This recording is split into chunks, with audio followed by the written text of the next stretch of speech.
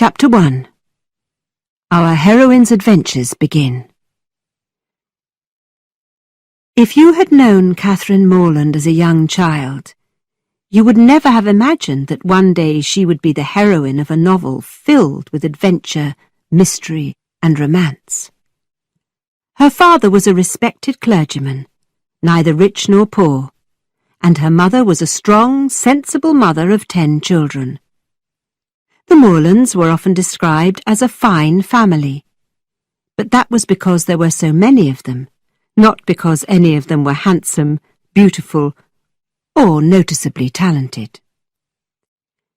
For the first 10 years of her life, Catherine was as ordinary as the rest of the Morlands. She was thin and clumsy, with dull skin and hair.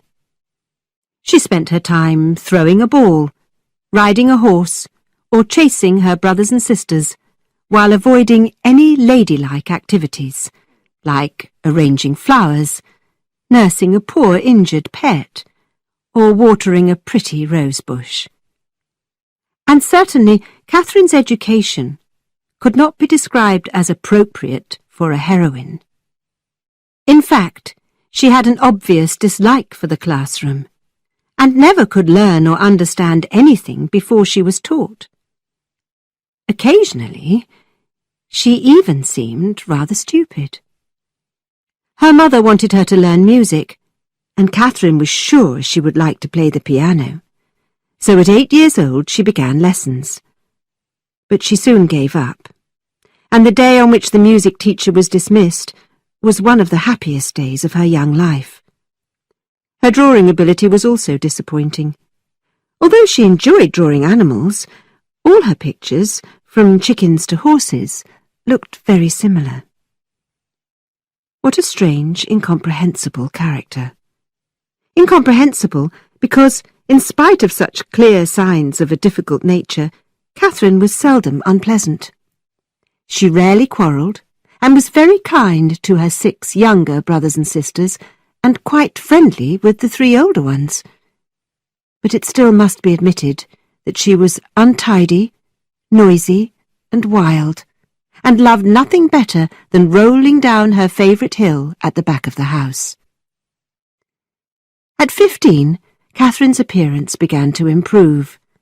Her skin was brighter, her hair was shinier and nicely styled, her eyes shone, and her figure was pleasing. Her love of dirt was replaced by an interest in the latest fashions, and in the possibility of going to a ball. She was quite thrilled one day to hear her father remark on her personal improvement. "Catherine is almost pretty today." To be almost pretty is a great prize to a girl who has been plain for 15 years. Catherine had never been interested in books full of facts and useful knowledge, but from the age of 15 she began to read the type of books which heroines must read. Stories of romance, adventure, and fantasy, set in mysterious foreign places. These supplied her memory with useful instructions about life, death, and especially love. And although she could not write poetry or play the piano or paint a picture, achievements we might expect in a heroine, she began, nevertheless, to admire those skills in others. At the beginning of our story, Catherine was 17 and eager for life. But the world around Fullerton, the village in Wiltshire where the Morlands lived, did not offer the kind of adventure and romance that a heroine needs. Luckily for Catherine, Mr. Allen, the gentleman who owned most of the property around Fullerton, was required by his doctor to go to the city of Bath for a healthy rest. His wife, a good-natured woman with no children of her own, was very fond of Catherine. She understood that a young lady of 17 is ready to take her place in society, so she invited our heroine to accompany her and Mr. Allen to Bath for the season. When the time came for Catherine's first trip away from home without her family, You can imagine the excitement and anxiety in the Morland household. Would Mrs. Morland warn her daughter about the evils of city life and the dangers of mixing with the wrong sort of gentleman? Would her father generously hand her a blank cheque to cover every need? Would the sister closest to her in age insist that she write to her every day and tell her every detail of her life in Bath? Well, no. This, after all, was an ordinary family from rural England. Mrs. Morland simply said, "Catherine, please remember to wear your warm scarf around your throat when you are out in the evening." Mr. Morland gave Catherine a small purse with £10 and promised more if it was needed. Catherine's sister Sarah shouted goodbye as she ran out to meet a friend. In fact, the family had not realised that Catherine was going to be a heroine. They cheerfully but quietly sent her off without any dramatic speeches, tears, or warnings. The trip to Bath was both calm and safe. The carriage was not stopped by robbers or by stormy weather, nor were the passengers lucky enough to meet a hero before arriving at their destination. But when they arrived in Bath, Catherine felt happy immediately. Her eyes were here, there, everywhere, as the carriage drove through the pretty streets. Soon Mr. and Mrs. Allen and Catherine were settled in comfortable lodgings in Pulteney Street. And what do we know about Mrs. Allen, Catherine's close companion and chaperone for the coming weeks? She was the type of woman who amazes us by finding a husband. Why would any sensible gentleman like Mr. Allen want a wife without beauty, intelligence, achievements, or a pretty manner? Well, she was generally quiet, did not concern herself with his business, and agreed with his opinions on every topic. In addition to these qualities, Mrs. Allen had two special interests that kept her busy and made her a suitable person to introduce a young lady into society.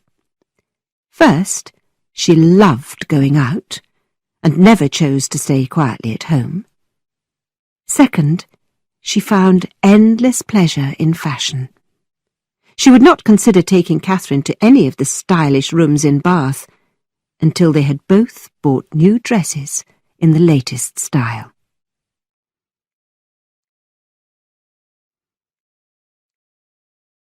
When they were ready to attend their first ball, Mrs. Allen declared that Catherine looked exactly as she should. Such admiration was always very welcome when it came, but Catherine did not depend on it. Nevertheless, on this evening, it made her confident enough to face any crowd of strangers. When they entered the ballroom, Mr. Allen escaped to a side room to play cards with a group of husbands. Meanwhile, the two ladies looked around a very full ballroom, and, with Catherine holding her chaperone's arm rather desperately, they struggled through the crowd. They finally found a place on a balcony at the top of the long room with a good view of the company below them. It was a splendid sight, and Catherine began, for the first time that evening, to feel that she was really at a ball. She hoped to dance, but did not know anyone in the room, and Mrs. Allen did not see anyone she knew either. "Surely I should see a familiar face soon. I wish I could find a partner for you," remarked Mrs. Allen. Catherine had no time to worry about dancing, because before long everyone began to move towards the tea tables.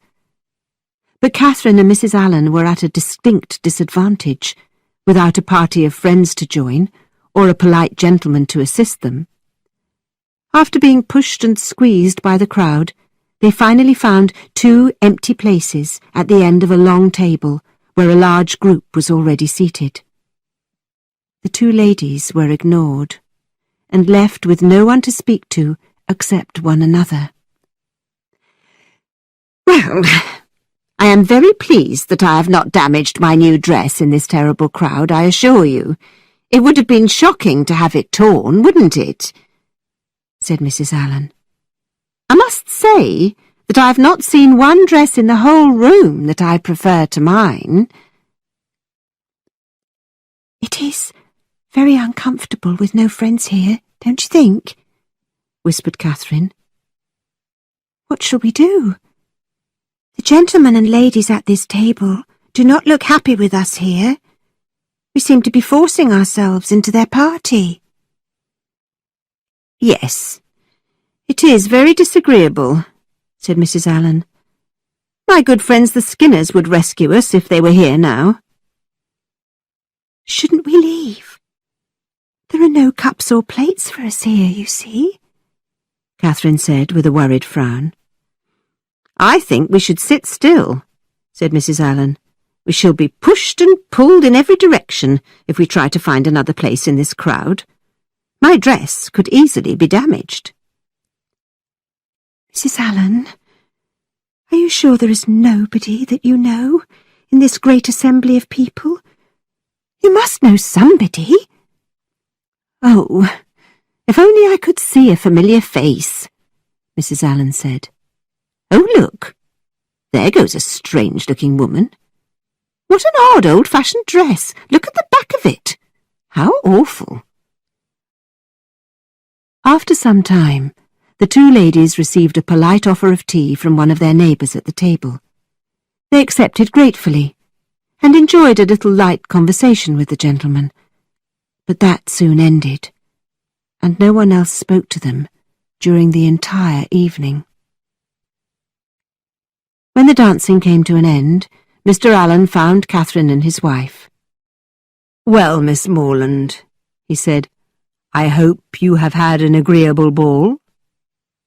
"Very agreeable indeed," Catherine replied politely, trying unsuccessfully to hide a great yawn.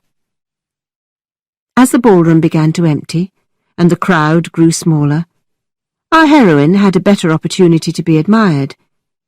In her hearing, two gentlemen commented on her to one another. "There's a pretty girl. Where was she all evening?" Such words had a strong effect. Catherine immediately thought that the evening had been very pleasant. Perhaps an experienced heroine would expect more, but Catherine left the ball perfectly satisfied with her share of public attention. Chapter 2. Extremely Agreeable Introductions. Every morning now brought its regular duties for Catherine and Mrs. Allen. Visiting shops, exploring Bath, attending the pump room, where they walked up and down for an hour, looking at everybody and speaking to no one. Mrs. Allen repeated her usual disappointment every morning. "Oh, my dear, I would very much like to find someone I know in this crowd." Then, on Friday evening, when they arrived in the lower rooms, Catherine's fortunes improved. Mr. King, whose job was to act as host, introduced Catherine to a young gentleman as her dance partner. Mr. Henry Tilney was about 25 years old, rather tall, with a pleasing, if not quite handsome, face, and in general an intelligent and energetic manner. He spoke politely, and Catherine felt lucky to have him as a partner. When the two young people retired to the tea table, Catherine discovered that Mr. Tilney was very entertaining company. After some polite conversation, he said in a dramatic whisper, "Miss Morland, I must apologize. I have not asked you how long you have been in Bath. If you have been here before, whether you have been in the upper rooms, to the theatre, to a concert. Forgive me, and allow me to begin my list of questions immediately." Then Mr. Tilney, with a bow, and in an exaggerated, extremely polite voice, asked, "Have you been in Bath long, madam?" "About a week, sir," answered Catherine, trying not to laugh. "A week? Really?" replied Mr. Tilney with excessive surprise. Why should you be so surprised, sir? Asked Catherine. She too was now speaking like an actor in the theatre. That is a good question, said Tilney in his normal voice. But reacting to your answers with appropriate emotions and gestures is my duty. Now, let us continue. Were you ever here before, madam? Never, sir, replied Catherine, enjoying the game. How interesting, cried Mr. Tilney, continuing with his actor's voice. Have you been to the upper rooms, the theatre, the concert hall? And are you totally pleased with Bath? Catherine smiled at her companion and said, Yes, I have been everywhere, and I like the city very much. She turned her head away, not knowing whether she should laugh or not. Miss Morland, will you be writing unkind things about me in your journal? I predict you will say, Friday went to the lower rooms and had to dance with a silly man who bothered me with his strange conversation delivered in a funny voice. I would never say such a thing, objected Catherine. May I tell you what you ought to say? Asked Mr. Tilney. Please, sir. I danced with a very agreeable young man. We enjoyed a great deal of pleasant conversation, and he seemed a most extraordinary and intelligent person. I hope I get to know him better. That, madam, is what I wish you to write in your journal. But perhaps I do not have a journal. Not have a journal? How will you relive every dance, every flattering word, every admiring glance? My dear madam, I think writing a journal is delightful, and so particularly suited to the talents of young ladies, whose usual writing style is perfectly faultless, except in two areas, a lack of subject and no attention to the essential rules that govern the English language. You do not have a very high opinion of ladies' talents. Actually, I believe that in every area where good taste is the basis for success, high achievement is quite fairly divided between the sexes, finished Mr. Tilney. But then this interesting discussion was interrupted by Mrs. Allen.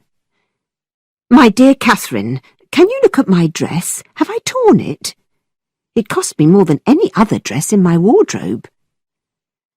Madam, I can see why it was so expensive, said Mr. Tilney.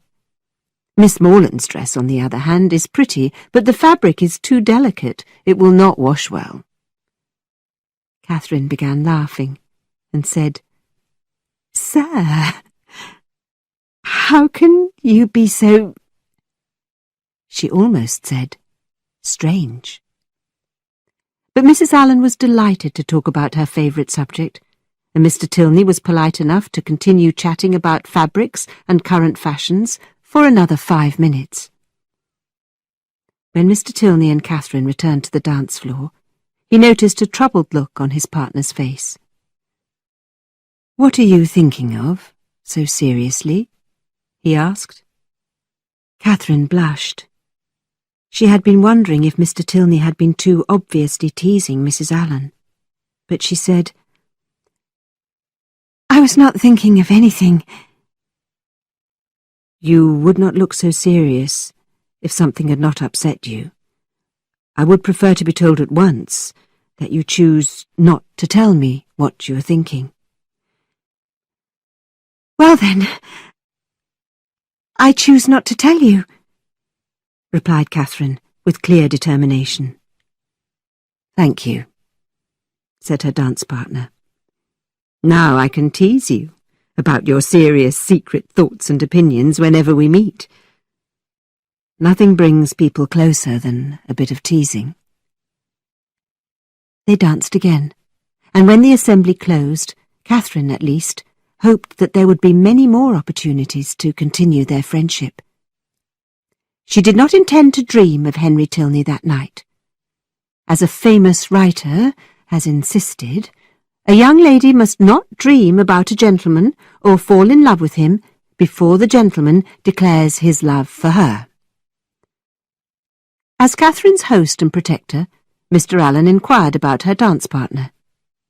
Discovering that Henry Tilney was a clergyman from a very respectable family in Gloucestershire, allowed him to feel satisfied that he had done his duty.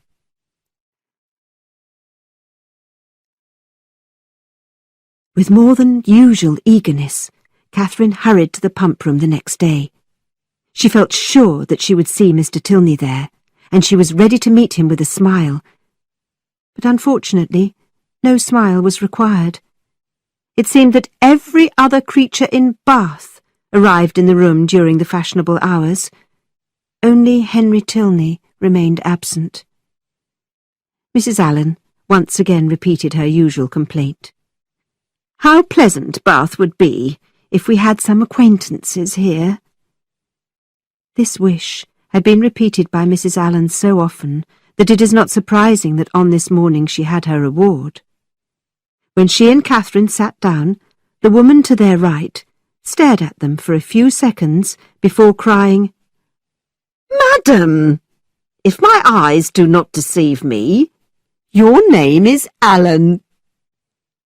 Looking closely at the woman next to her, Mrs. Allen cried in delight, "Mrs. Thorpe, my old school friend. It is you, isn't it?" The two ladies had not been in contact for more than 15 years, and now their joy in meeting again was enormous. They chatted excitedly, talking both at the same time, and each much more interested in giving than receiving information. Although Mrs. Thorpe was a widow, and not a very rich one, she had one great advantage over Mrs. Allen.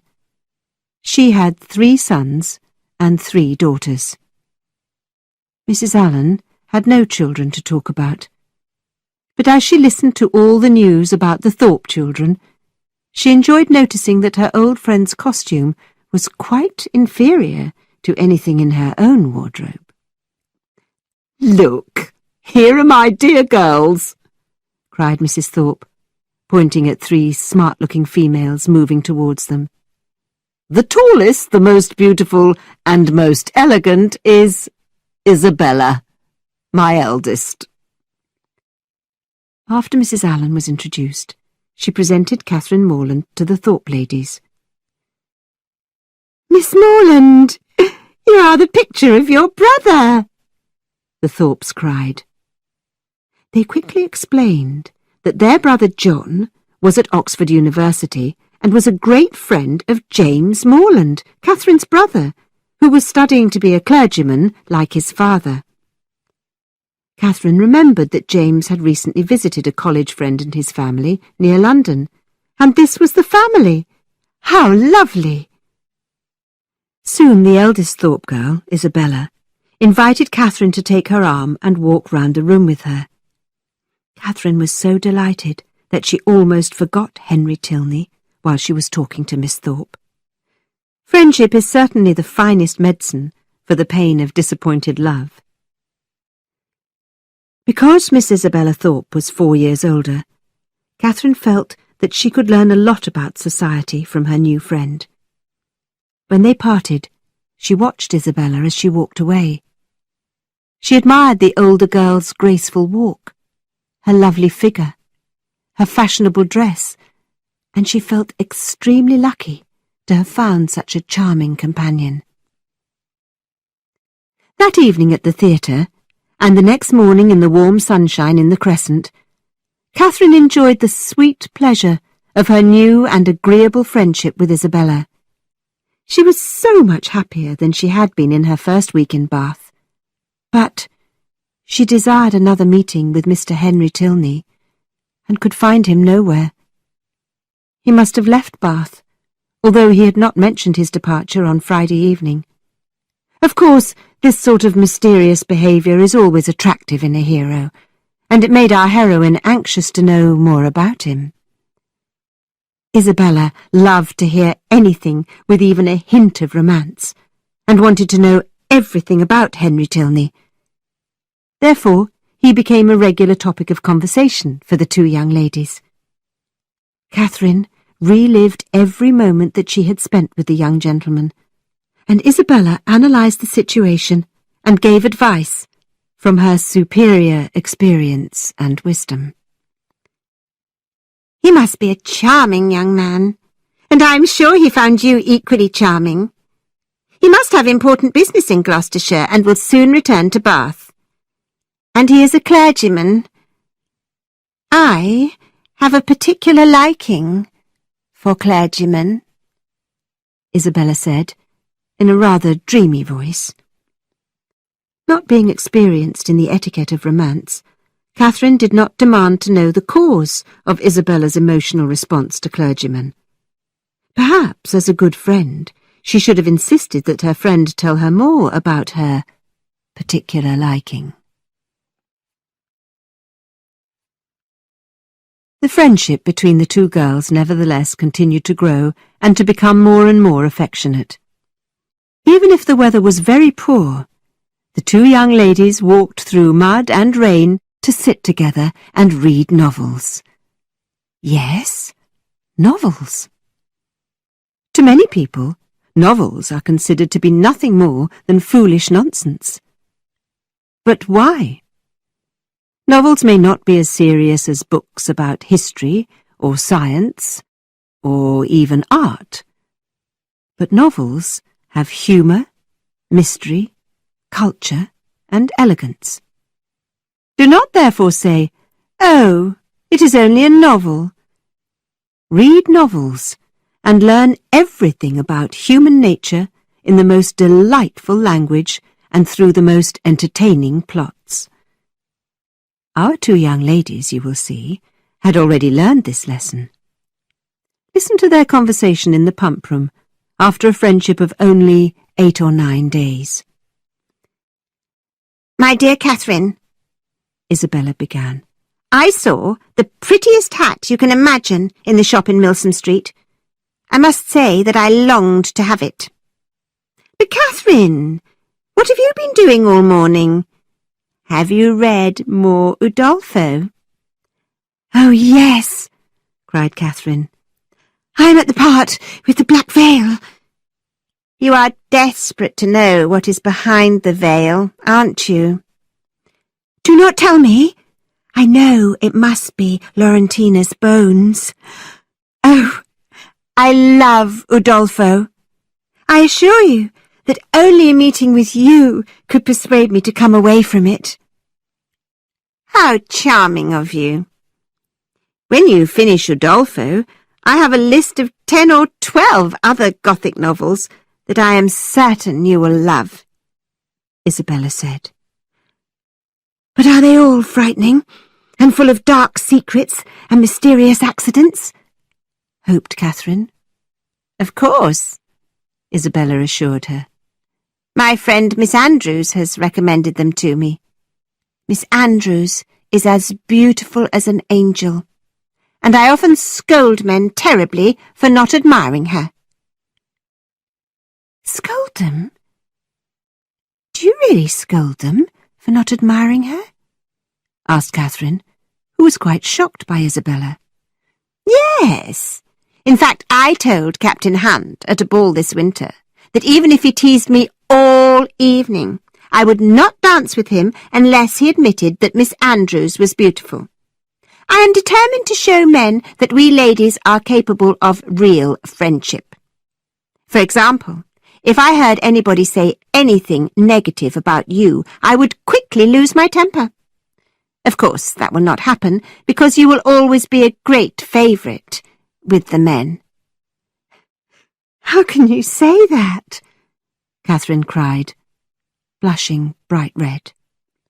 "Dear Catherine, Miss Andrews is really quite dull compared to you. I saw a young man watching you yesterday, and I am sure he is in love with you." Don't look embarrassed.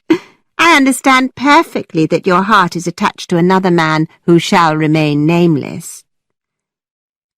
But I may never see Mr. Tilney again, said Catherine rather desperately.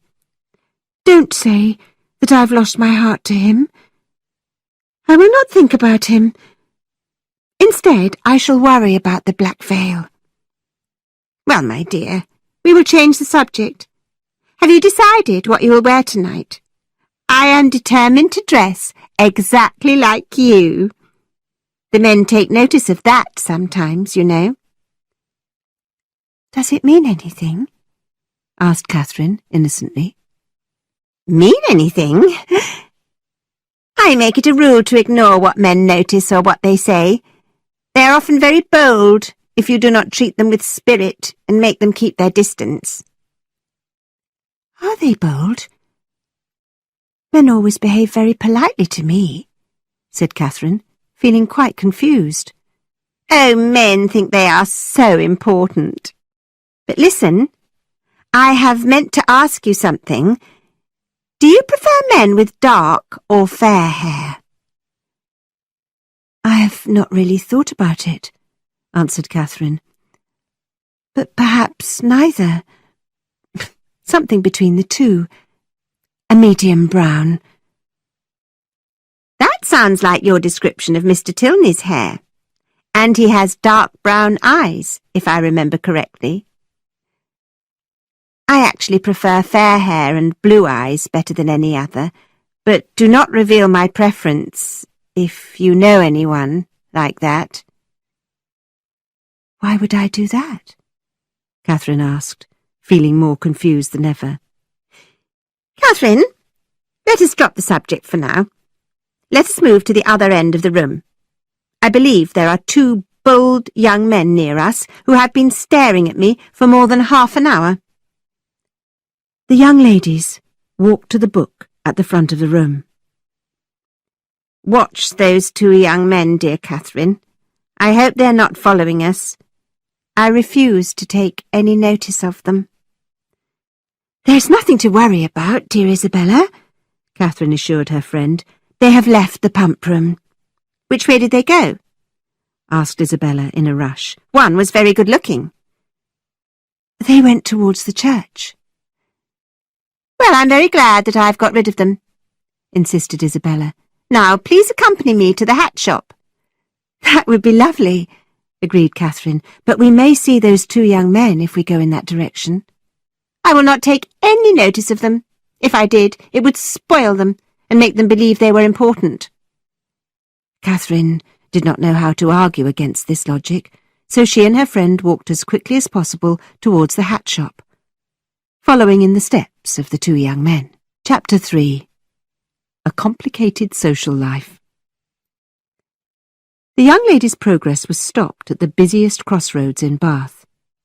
Every day, parties of ladies out on important tasks like buying cakes, trying on hats, or even, as in the present case, searching the roads for two young men, were held up by the traffic at this corner. We shall be kept here for a terribly long time, Isabella complained. Look at this carriage coming towards us. What dangerous driving! But Isabella's attitude changed when she looked again. How delightful!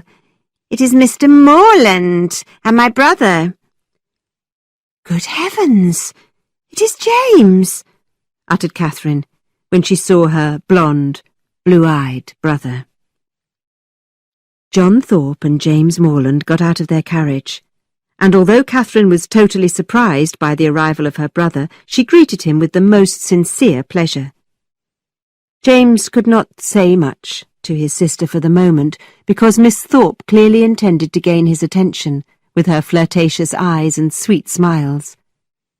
James responded to Isabella with a mixture of joy and embarrassment, which, if she had been more of an expert in matters of the heart, might have given Catherine a clue to the reason for her brother's visit.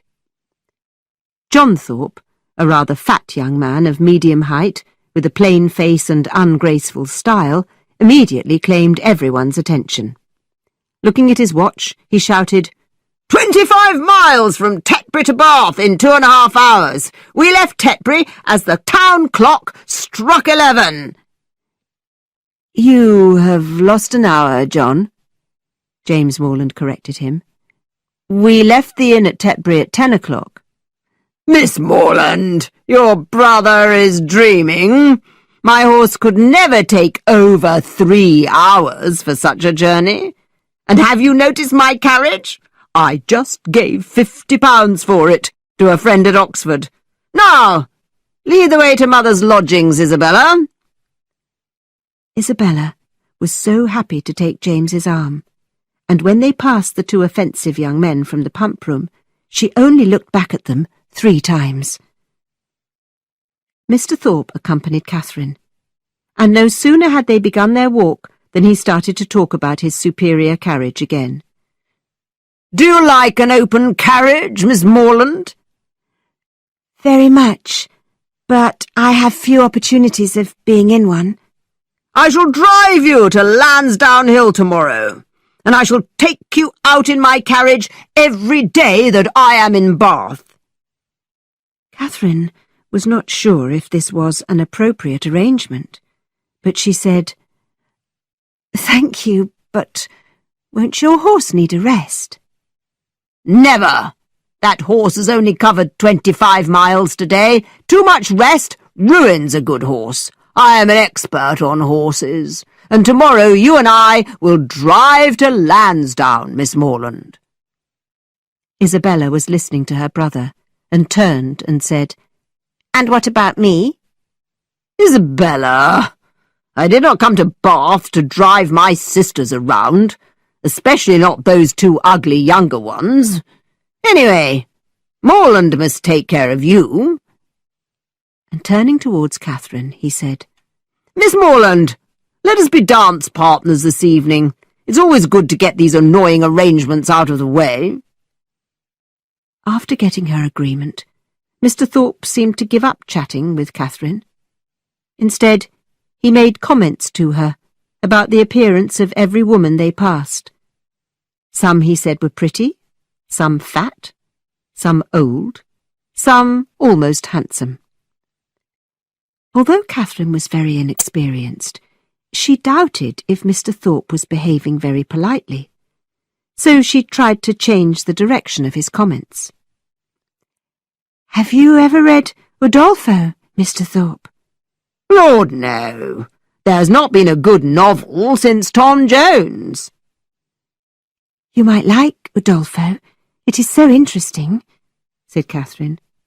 No, if I read any, it will be one of Mrs. Radcliffe's. She knows something about real life, said Mr. Thorpe confidently. Catherine did not want to embarrass Mr. Thorpe, but she had to say, Udolpho was written by Mrs. Radcliffe. Was it? Oh, yes, Mr. Thorpe replied. I was thinking of that other stupid book by that woman who married a foreigner. Keep away from anything she has written. Once again, Catherine felt that she had misunderstood the reasoning behind someone's opinions.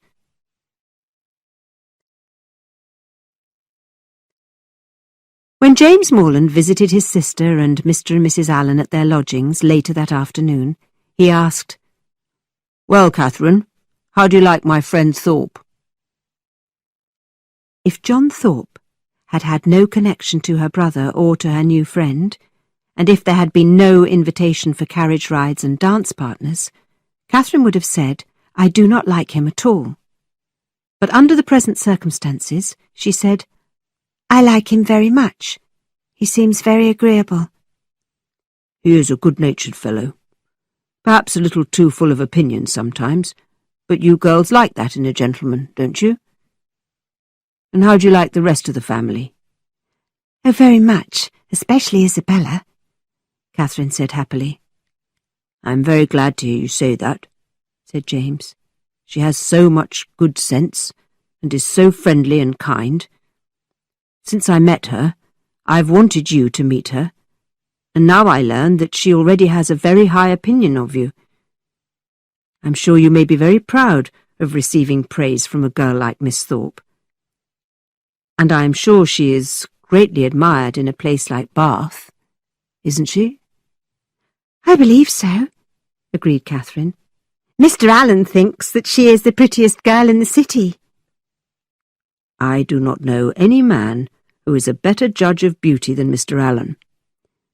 And, dear Catherine, are you pleased to be here?" "James, I have never been so happy," admitted Catherine.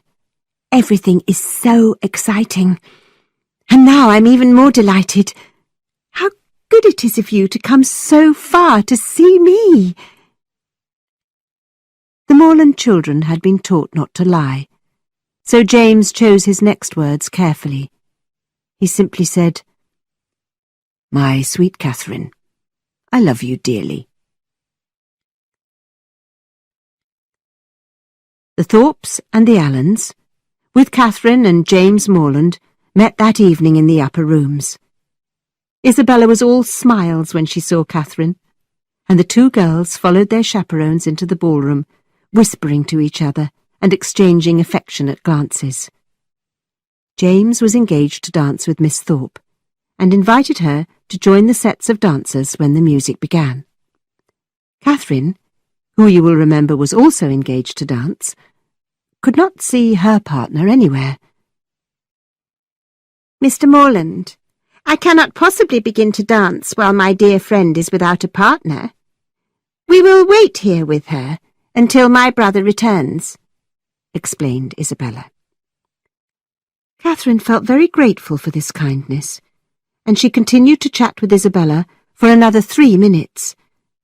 But after turning to James Morland, on her left, Isabella whispered, "My dear Catherine, your brother is so impatient to begin. I know you will forgive me for going away, and I'm sure John will return in a moment, and then you can come and find me." Catherine was too polite to oppose her friend's plan, as she watched the couple hurry onto the dance floor. But she was upset, and rather cross. Not only did she want to dance, but she also did not want to be pointed out as a young lady in need of a dance partner. Nevertheless, such things happen in a heroine's life. Catherine suffered, but she made no comment about the disappointment caused by John Thorpe's rude behaviour. After another 10 minutes, Catherine was shaken from this angry state by the sight of Mr. Henry Tilney, who was walking towards her party with a young woman on his arm. Fortunately, he had not seen her yet, so she was able, like a true heroine, to hide her blush and sudden smile. Mr. Tilney looked as handsome and as full of life as Catherine remembered, as he chatted with the stylish, good-looking young woman at his side. Instead of turning pale and filling her head with tragic thoughts of a possible Mrs. Henry Tilney, Catherine correctly guessed that the young lady was the sister who Mr. Tilney had mentioned to her and Mrs. Allen on Friday.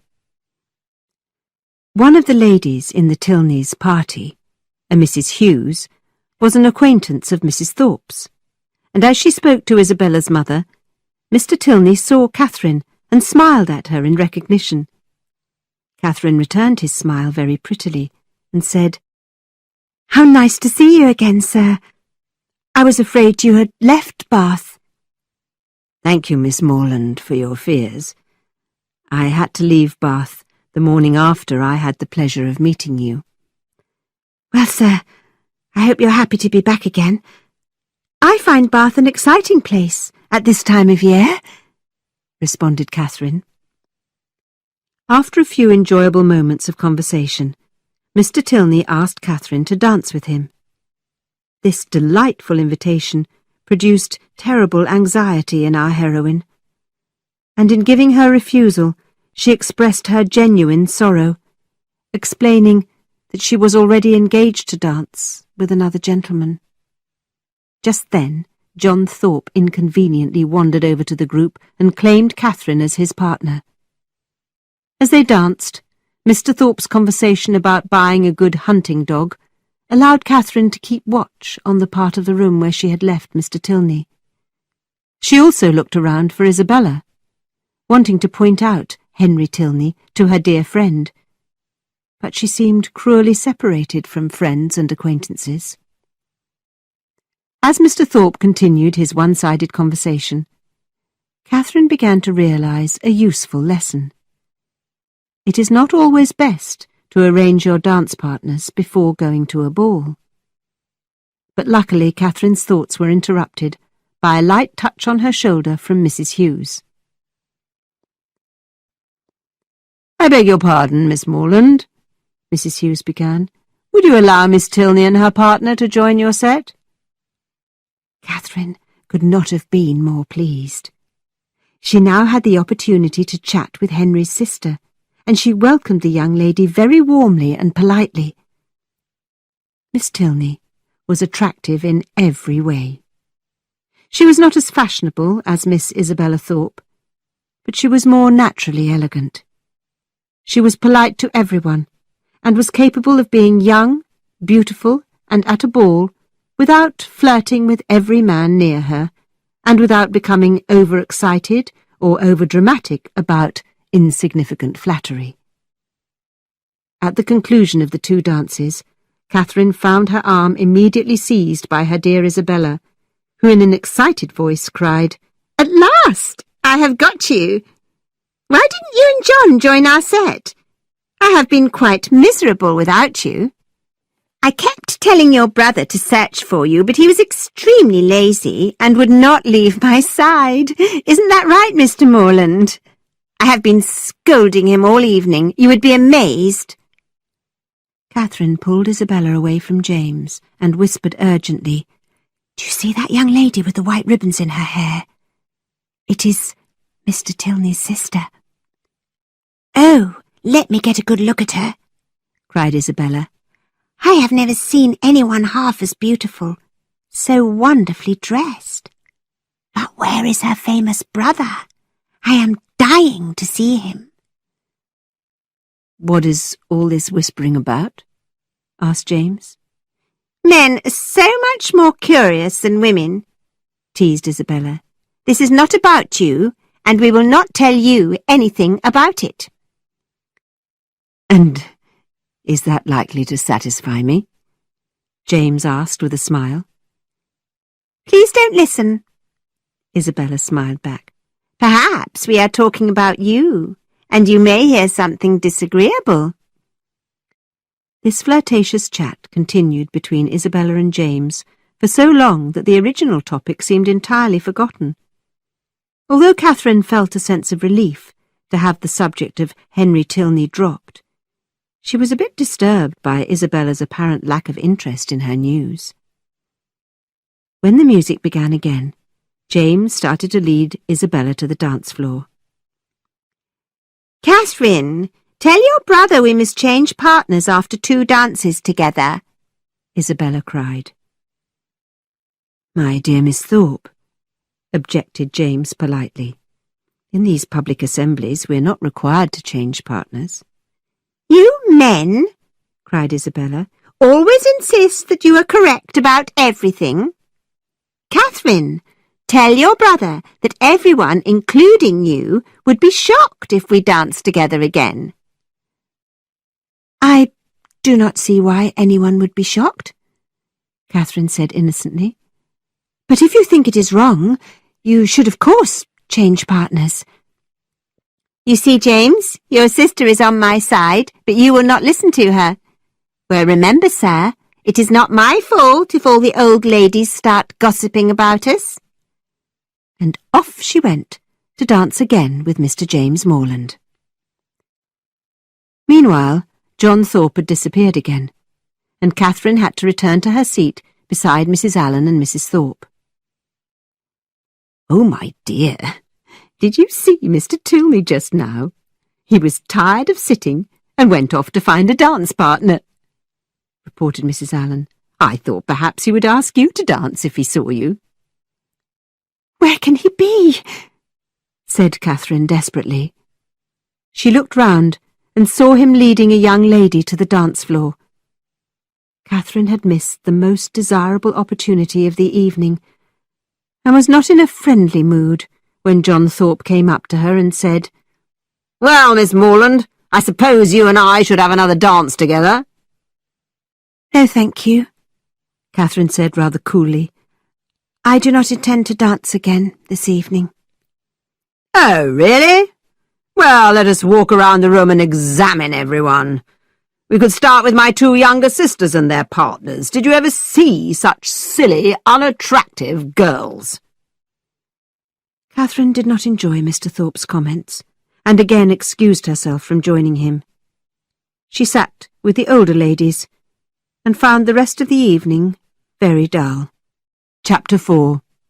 A shift in our heroine's affections. Catherine's reaction to her disappointing evening in the upper rooms was to go to bed and sleep for 9 uninterrupted hours. She awoke the next morning perfectly rested, in excellent spirits, and with fresh hopes and schemes. She wanted to get to know Miss Tilney better, and with that in mind, she planned to go in the early afternoon to the pump room, where any new arrival in Bath was likely to be. And so, our heroine happily sat with Mrs. Allen that morning, reading her book and smiling at her companion's comments about everything that crossed her mind, from a stain on the carpet to the noise of a carriage in the street. Then, at about 12:30, an extremely loud knock on the door made both ladies look up suddenly. Before the servant could announce him, Mr. John Thorpe came running up the stairs and into Mrs. Allen's sitting-room. "Well, Miss Morland, here we are. Isabella and your brother are waiting outside in their carriage and are in a great hurry to get going. Good morning, Mrs. Allen. A terribly good ball last night, wasn't it? Have you seen my fine carriage outside? Far superior to the rented carriage Morland is driving." "Mr. Thorpe, what is happening?" asked Catherine. "Miss Morland, what a silly girl you are. You agreed to go for a drive this morning. We are all going up Claverton Hill." "I remember that you mentioned a carriage ride, but really, I did not expect you," Catherine explained. "Not expect me? I wonder how you would have complained if I had not come for you," shouted John Thorpe. Catherine did not know what to do, and so looked to Mrs. Allen for guidance. She wondered if it was proper to go for a drive in Mr. Thorpe's carriage without a chaperone. Would Mrs. Allen approve, since James and Isabella were going too? "Well, madam, shall I go or not?" asked Catherine. "Do as you please, my dear," replied Mrs. Allen calmly. She did not seem to understand any of Catherine's anxiety. The drive in an open carriage, with Isabella and James following behind in a second carriage, was almost as exciting as the possibility of another meeting with Miss Tilney, and, with Mrs. Allen's permission, Catherine was ready to go in 2 minutes. As she and Mr. Thorpe hurried out of the house, they were greeted by Isabella. "Catherine, my dearest creature, what a delightful ball we had last night. I have 1,000 things to discuss with you, but now I am anxious to begin our adventure." John Thorpe helped Catherine into his carriage, saying, "Don't be frightened, Miss Morland, if my horse shows a bit of spirit. You are in no danger. I am an excellent horseman." With this warning, Catherine was surprised when the horse started and continued in the quietest manner imaginable. A silence of several minutes was broken when Mr. Thorpe suddenly asked, "Old Allen is one of the richest men in Wiltshire, isn't he?" "Oh, do you mean Mr. Allen?" asked Catherine, not understanding how this topic of conversation had come up. "Yes, I believe he is very rich." "And no children at all?" "No, not any." "And he is a relative of yours, isn't he?" "Oh, no, we are not related." "But you spend a lot of time with them?" "Yes, very much." After that short exchange, Mr. Thorpe talked about more topics that interested him: his horse, the value of his carriage, his skill as a horseman, the expensive wine he served in his Oxford apartment. Catherine had been brought up in a family of plain people who were not in the habit of telling lies or exaggerating their own importance. Mr. Thorpe, on the other hand, was obviously accustomed to a type of conversation which always began and ended with praise for himself. Catherine had little idea of how such young men ought to behave, but she could not rid herself of the conviction that Mr. Thorpe was not an agreeable person. It was a difficult and bold conclusion to come to, since he was her brother's friend and dear Isabella's brother. But in spite of this, when she was in John Thorpe's company, Catherine was quickly bored and felt exhausted by his lack of interest in anything but himself.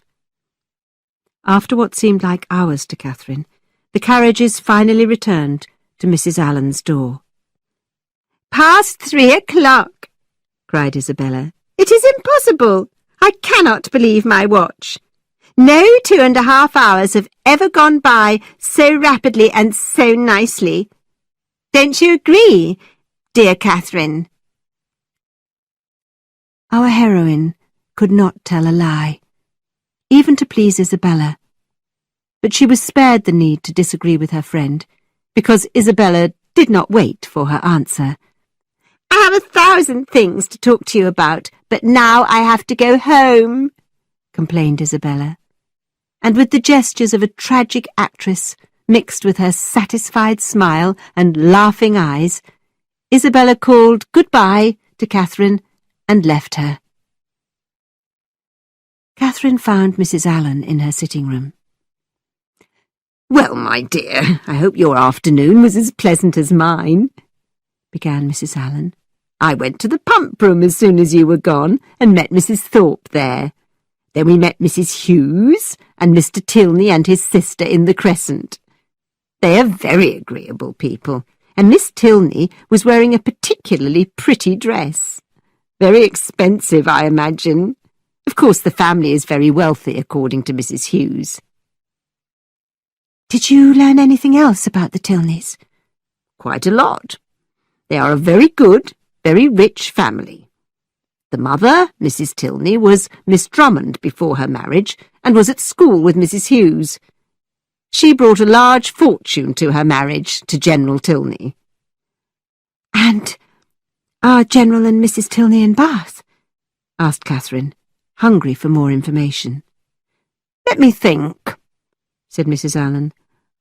"I believe Mrs. Tilney is dead, because Mrs. Hughes told me there was a beautiful set of pearls that Mr. Drummond gave his daughter on her wedding day, and that Miss Tilney has them now. They were given to her when her mother died. I think that is what Mrs. Hughes said." "And is Mr. Tilney, my dance partner, the only son?" "I am not sure about that, my dear. I think he is. But anyway, he is a very fine young man, according to Mrs. Hughes, and he has a good future ahead of him." Catherine deeply regretted having missed such a meeting with both brother and sister, especially since it had been replaced by a rather unpleasant drive with a rather disagreeable companion. That evening, the Allens, Thorpes and Morlands met at the theatre, and finally Isabella had an opportunity to communicate with Catherine about the thousands of things she had been wishing to discuss with her dear friend. "Now, Mr. Morland," Isabella began, turning to James Morland on her left, "I shall not speak another word to you all the rest of the evening, so do not expect it." Then turning to Catherine on her right, she continued, "My sweetest Catherine, how lovely you look. You are sure to attract every man in Bath. My brother is already in love with you, and Mr. Tilney must have returned to Bath just to see you. Look around and tell me if he is here. I assure you that I can hardly breathe until I have a look at him." "I'm sorry," said Catherine. "I cannot see him anywhere. How horrible! Am I never to make his acquaintance? Do you like my dress? I think it suits me. Don't you? Do you know that I'm becoming quite sick of Bath? Your brother and I were discussing it this morning.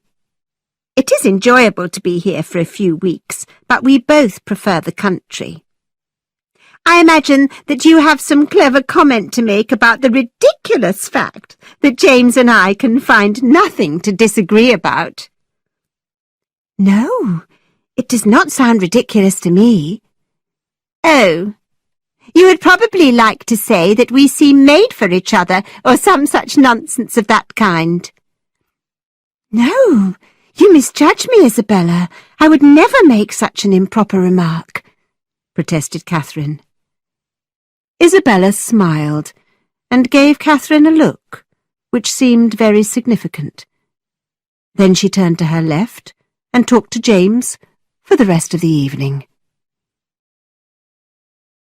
The next afternoon, Catherine had a similar experience in the pump room when she joined her brother James and Isabella Thorpe for a walk around the room. Catherine soon realised that she had no part in either her friend's or her brother's conversation. The two of them constantly laughed and teased each other, or playfully argued about some insignificant topic. They often asked for Catherine's opinion, but they never seemed to hear anything she tried to add to the discussion. Thankfully, Catherine was rescued from this situation when she saw Mrs. Hughes and Miss Tilney enter the pump room. Miss Tilney greeted her very warmly, and she and Catherine enjoyed a pleasant conversation marked by a simple, honest style on both sides. "Your brother dances very well," Catherine said innocently, "and he is so interesting to talk to." This surprisingly direct statement amused Miss Tilney. "Henry?" she replied with a smile. "Yes, we have often said that he dances very well. And he loves conversation." "He must have thought it very odd the other evening when he invited me to dance and I refused. But I really had been engaged the whole day to dance with Mr. Thorpe." Miss Tilney smiled and remained silent. "I was so surprised to see Mr. Tilney. I thought he might have left Bath for good." "No. When you first met him, Henry was here for a few days to find lodgings for us," Miss Tilney explained. "Oh, I see now. I think the young lady he danced with on Monday was very glad to have such a good partner. Did you think she was very pretty?" asked Catherine. "Not very," answered Miss Tilney, who was enjoying her companion's questions. "I suppose your brother never comes to the pump room?" "He does sometimes, but this morning he has gone riding with our father." When the two ladies parted, Catherine was not conscious of having revealed anything about herself, but Miss Tilney was certain that she had discovered something important about her new acquaintance's feelings. There was a ball the next evening, and Catherine dressed carefully, hoping that she would meet Miss Tilney and her brother there. But before the Tilneys arrived, Catherine had to work hard at avoiding the attentions of Mr. John Thorpe. She hid herself from his view as much as possible, and when he spoke to her, she pretended not to hear him. When the dancing began, Isabella whispered, "Don't be shocked, my dear Catherine, but I am going to dance with your brother again. I hope you and John will join us when he returns." Catherine started to say something to her friend, but Isabella hurried to the dance floor. Catherine could see John Thorpe approaching, and she worried that all was lost. She might have to dance with him again. But what luck! Mr. Tilney appeared, and immediately asked her to dance. Not only had she had a lucky escape from John Thorpe, but it seemed that Mr. Tilney had sought her out on purpose. They joined a set, and took their positions for the dance. However, Catherine's happiness was disturbed by the arrival of John Thorpe behind her. "Hello, Miss Morland," Mr. Thorpe shouted. "I thought we would be dancing together this evening." "Mr. Thorpe, you did not ask me to dance," replied Catherine. "That is a good joke. I asked you as soon as I came into the room. This is a low trick to play on a fellow. I told my friends that I was going to dance with the prettiest girl in the room, and now you have abandoned me. And who is this partner of yours?" "He is Mr. Henry Tilney," answered Catherine quietly. "I do not know him. A good-looking man. Does he need a horse? I can get a good one for him from Sam Fletcher. He sold me my last horse, a really good hunter." The dance was beginning now, and Mr. Thorpe was forced to leave the floor. When Mr. Tilney came close to Catherine, he said, "I was getting very impatient with that gentleman, taking your attention from me. We have agreed to be faithful to each other as dance partners for the evening, and a man who tries to claim the attention of another man's partner is breaking what I consider an important contract. Neither person should look around and wonder about the advantages of having a different partner. Don't you agree?" "Yes, of course I agree," answered Catherine enthusiastically. "May I come to the conclusion, then, that if the gentleman who spoke to you just now were to return, or if any other gentleman wanted to talk to you, you would excuse yourself and concentrate your attention on me, your partner?" "Well, it would be honest to say that I do not want to talk to any other gentleman this evening," Catherine said prettily. "I am very satisfied with that guarantee, and I shall continue with courage. Do you find Bath as agreeable as when I had the honour of asking that question before?" "Yes, quite. Even more so than before." "More so? Be careful. The fashionable young ladies always get tired of Bath at the end of 6 weeks. "Well, other people must judge for themselves, but I do not think I would be tired of Bath at the end of 6 months," insisted Catherine. "I do not think I could ever be tired of Bath." As the dance progressed, Catherine noticed a handsome older man with a rather noble attitude standing in the crowd and staring at her. Then she saw him whisper something to Henry Tilney, and both men looked at her again before the older man withdrew from the dance floor. Henry politely approached Catherine and said, "That gentleman is General Tilney, my father, and he was asking me who you are." Later that evening, Catherine had a very welcome opportunity for a chat with Henry Tilney and his sister. They discovered that all three of them had a special liking for country walks. "Shall we have a walk together one morning?" suggested Miss Tilney. "I would like that better than anything in the world," Catherine said enthusiastically. "Shall we go tomorrow?" The three young people agreed, unless there was rain, to go out for a walk together at 12 o'clock the next day.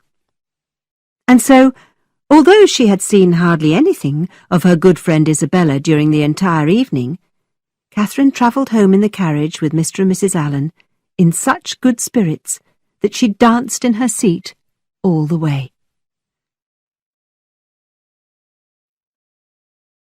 At breakfast the next morning, Catherine looked out at a disappointing sky full of clouds. Then at 11 o'clock, when she was watching the weather with great attention, a few drops of rain hit the sitting-room window. "Oh, Mrs. Allen, do you think the rain will stop before midday?" "Perhaps it may, my dear," answered Mrs. Allen, "but then the streets will be very dirty and muddy." "I do not mind dirt and mud. I would still be happy to go for a walk. But oh dear, now I see 4 raised umbrellas. But I will not give up until 12:30, Catherine said. "That is just the time of day for the weather to change. Oh, why can't we have the kind of beautiful weather they had in Udolpho Then, just as the clock struck the half-hour, the sky really did begin to clear and the rain stopped.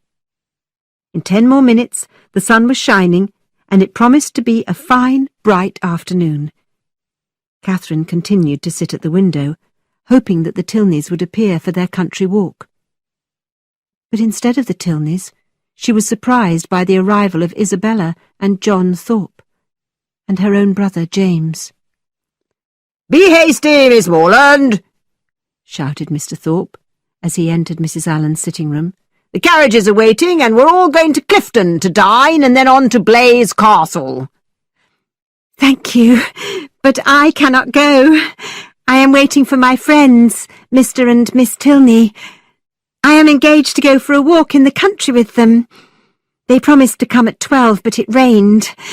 Now, with this fine weather, I expect them here soon." "No, they will not be coming," insisted Mr. Thorpe. "I saw them in a carriage and heard them say that they were going as far as Wick's Rocks. Anyway, it is much too dirty for a country walk."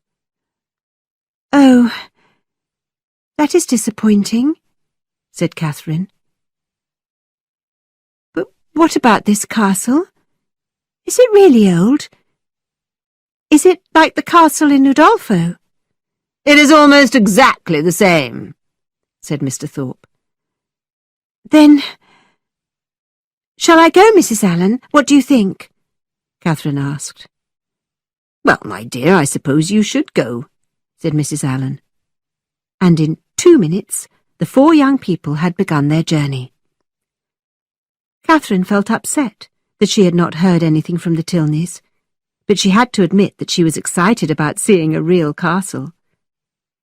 The carriages went down Pulteney Street and through Laura Place, and John Thorpe once again talked about his horse and his skills as a driver.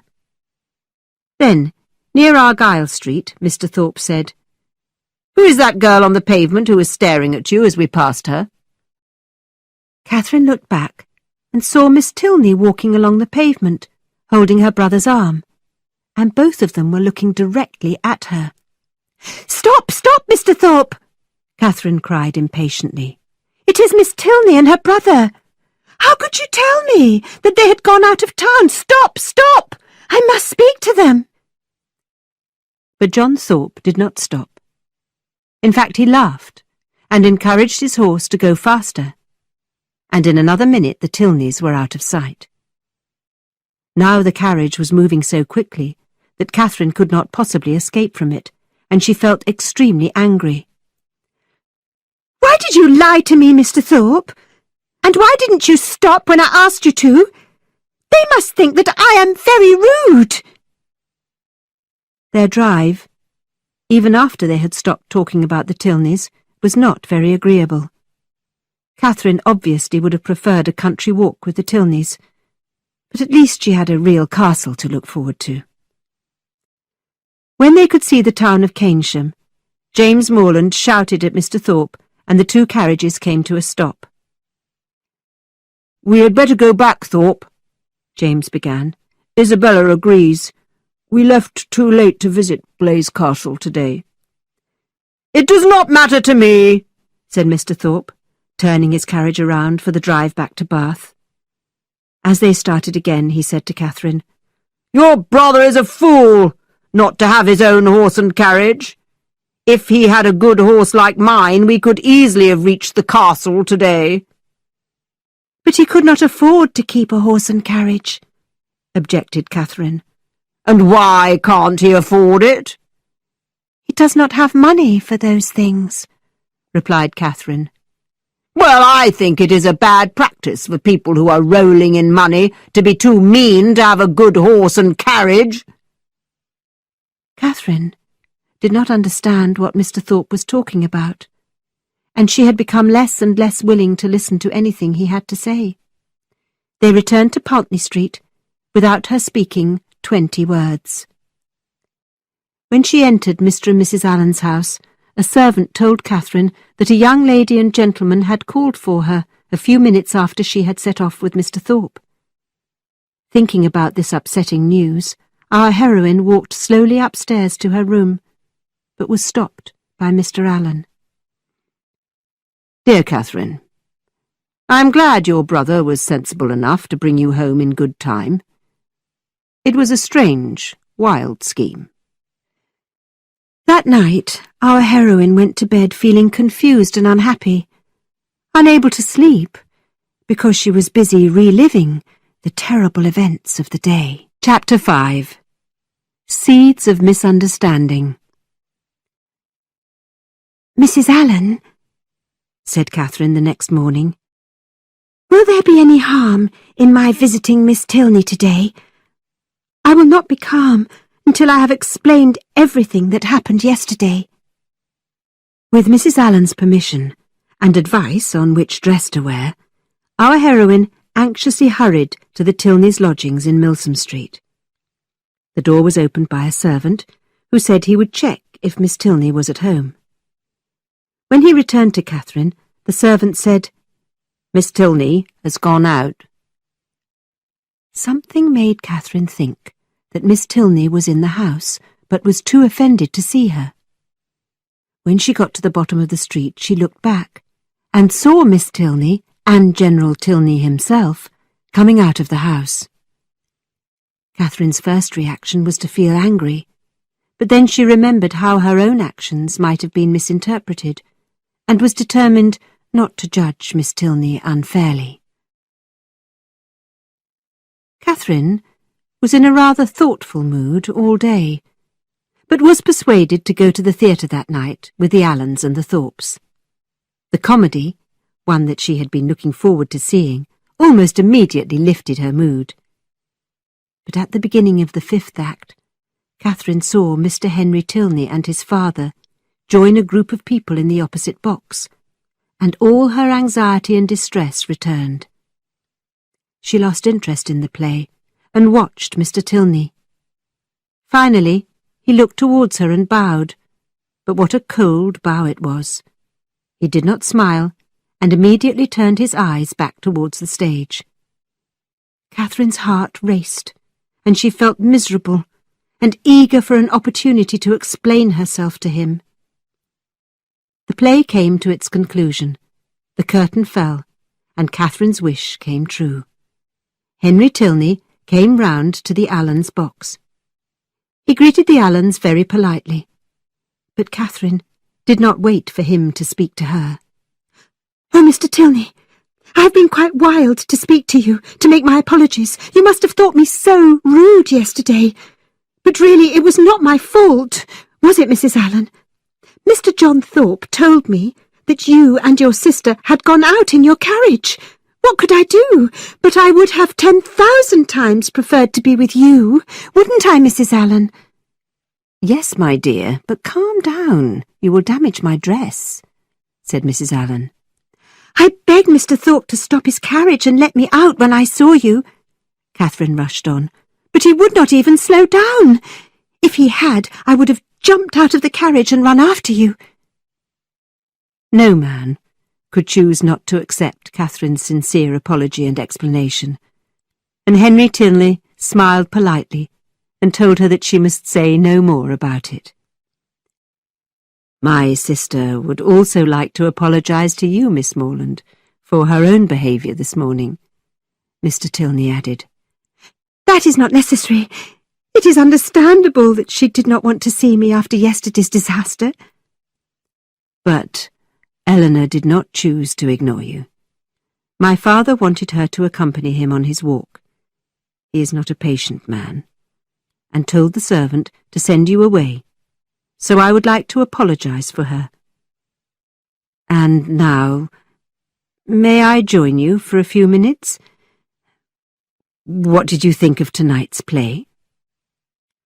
Catherine chatted with Mr. Tilney for some time, and they made plans to take their country walk as soon as possible, which made Catherine believe that she was one of the happiest creatures in all the world.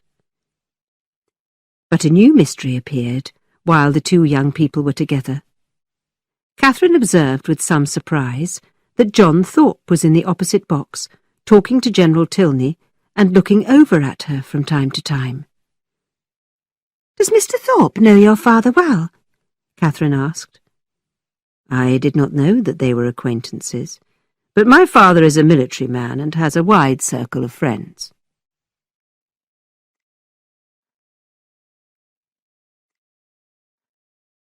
On Sunday afternoon in the Crescent, Catherine met Henry and Eleanor Tilney by chance, and they decided to go for their country walk the next morning. At almost the same time, the Thorpes and James Morland were looking for Catherine to tell her about their plans for another carriage ride into the country, also on Monday morning. "My dear," Isabella began when they found Catherine, "we are going on our trip to Clifton tomorrow morning. You must be ready early so that we have time to see and do everything." "I'm very sorry, but I cannot go with you tomorrow. I'm engaged to go for a walk with Eleanor Tilney and her brother." "But we cannot go without you," complained Isabella. "Explain that you had forgotten you were engaged to go with us." "Don't try to persuade me, Isabella. I will not break my engagement with the Tilneys." But the discussion did not end there. "My dearest, sweetest Catherine, you cannot refuse such a small request from me, a friend who loves you so dearly," Isabella tried. "You cannot possibly love Miss Tilney more than you love me. You can go for your country walk another day." But Catherine would not change her plans. "Well, I cannot help feeling jealous when I see that you prefer strangers over me," answered Isabella, as she wiped away a tear from her cheek. It seemed to Catherine that Isabella was actually behaving quite selfishly, and not considering her feelings at all. "I am sorry, but I will not change my plans," Catherine insisted. "Very well, then. That is the end of our party tomorrow. If Catherine does not go, I cannot," said Isabella through her tears. "It would be very improper." "Why can't Mr. Thorpe invite one of his younger sisters? I imagine they would like to go for a carriage ride," suggested Catherine. Mr. Thorpe, who had left the group for a few minutes, heard this suggestion and shouted, "Thank you very much, but I did not come to Bath to drive those silly girls around. And anyway, I have solved the problem, and now we may all four go tomorrow with no worries. I have spoken to Miss Tilney and made your excuses. You can go out with them another day." "No! I cannot believe you would do such a thing!" cried Catherine. "I have done it. I told her you had sent me to say that having just remembered a prior engagement of going to Clifton with us tomorrow, you could not walk with her until Tuesday. She said Tuesday was convenient for her, so there is an end to our argument. That was a good idea of mine, wasn't it?" "No, it was not. I must run after Miss Tilney and explain everything. You had no business inventing a message from me and trying to trick me into doing what I thought was wrong." As Catherine rushed off to find Miss Tilney, her mind was greatly troubled. She did not like disappointing and displeasing her brother and Isabella, but she would not break a promise that had already been made, and she would not fail to keep an engagement with Miss Tilney and her brother for the second time. She saw the Tilneys and their father as they entered their lodgings, and hurried after them. "Miss Tilney!" Catherine shouted. "I told them that I could not go with them. I ran here to explain everything to you." Although Catherine's speech was not completely clear, the Tilneys understood her, and everyone was on friendly terms again. Eleanor introduced Catherine to General Tilney, who welcomed her into their house very politely, and invited her to join them for dinner one evening, if the Allens could spare her. After sitting with the three of them for a quarter of an hour, General Tilney accompanied Catherine to the street, and said good-bye in the most graceful, friendly manner. At Pulteney Street, Catherine wondered if she had been unkind to Isabella and James, and mentioned their plan to Mr. Allen. "Were you thinking of going with them?" asked Mr. Allen. "No, sir. I had just agreed to go for a walk with Miss Tilney, so I could not go with them, could I?" "No, certainly not. And I'm glad you would not consider it. I do not approve of young men and women who are not related, driving around the country in open carriages, going to inns and public places together. It is not proper, and I am surprised that Mrs. Thorpe allows it." "I wish Mrs. Allen had stopped me on the other occasion," said Catherine quietly. "No harm has been done," Mr. Allen replied, "but I would advise you, my dear, not to go out with Mr. Thorpe any more."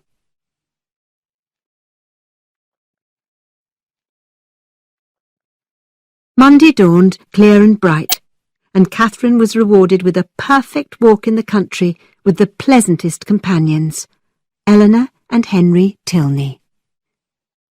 The conversation covered every imaginable topic, ranging from the novels of Mrs. Radcliffe, which all three were fans of, to an analysis of the current government. Catherine listened with great attention after the talk moved away from the Gothic novels that she loved so much. She was very impressed with how much both Eleanor and Henry knew about history, art, nature, and even politics. You may remember that she had never been a very willing student, and this fact actually made her very good company for such clever conversationalists as the Tilneys. Obvious admiration for a young man's superior knowledge is always a great advantage in an attractive young woman. The whole walk was delightful, and although it ended too soon for Catherine, she was very pleased by its conclusion. When they returned to Pulteney Street, Miss Tilney asked Mrs. Allen if they might invite Catherine to join them for dinner on the day after next.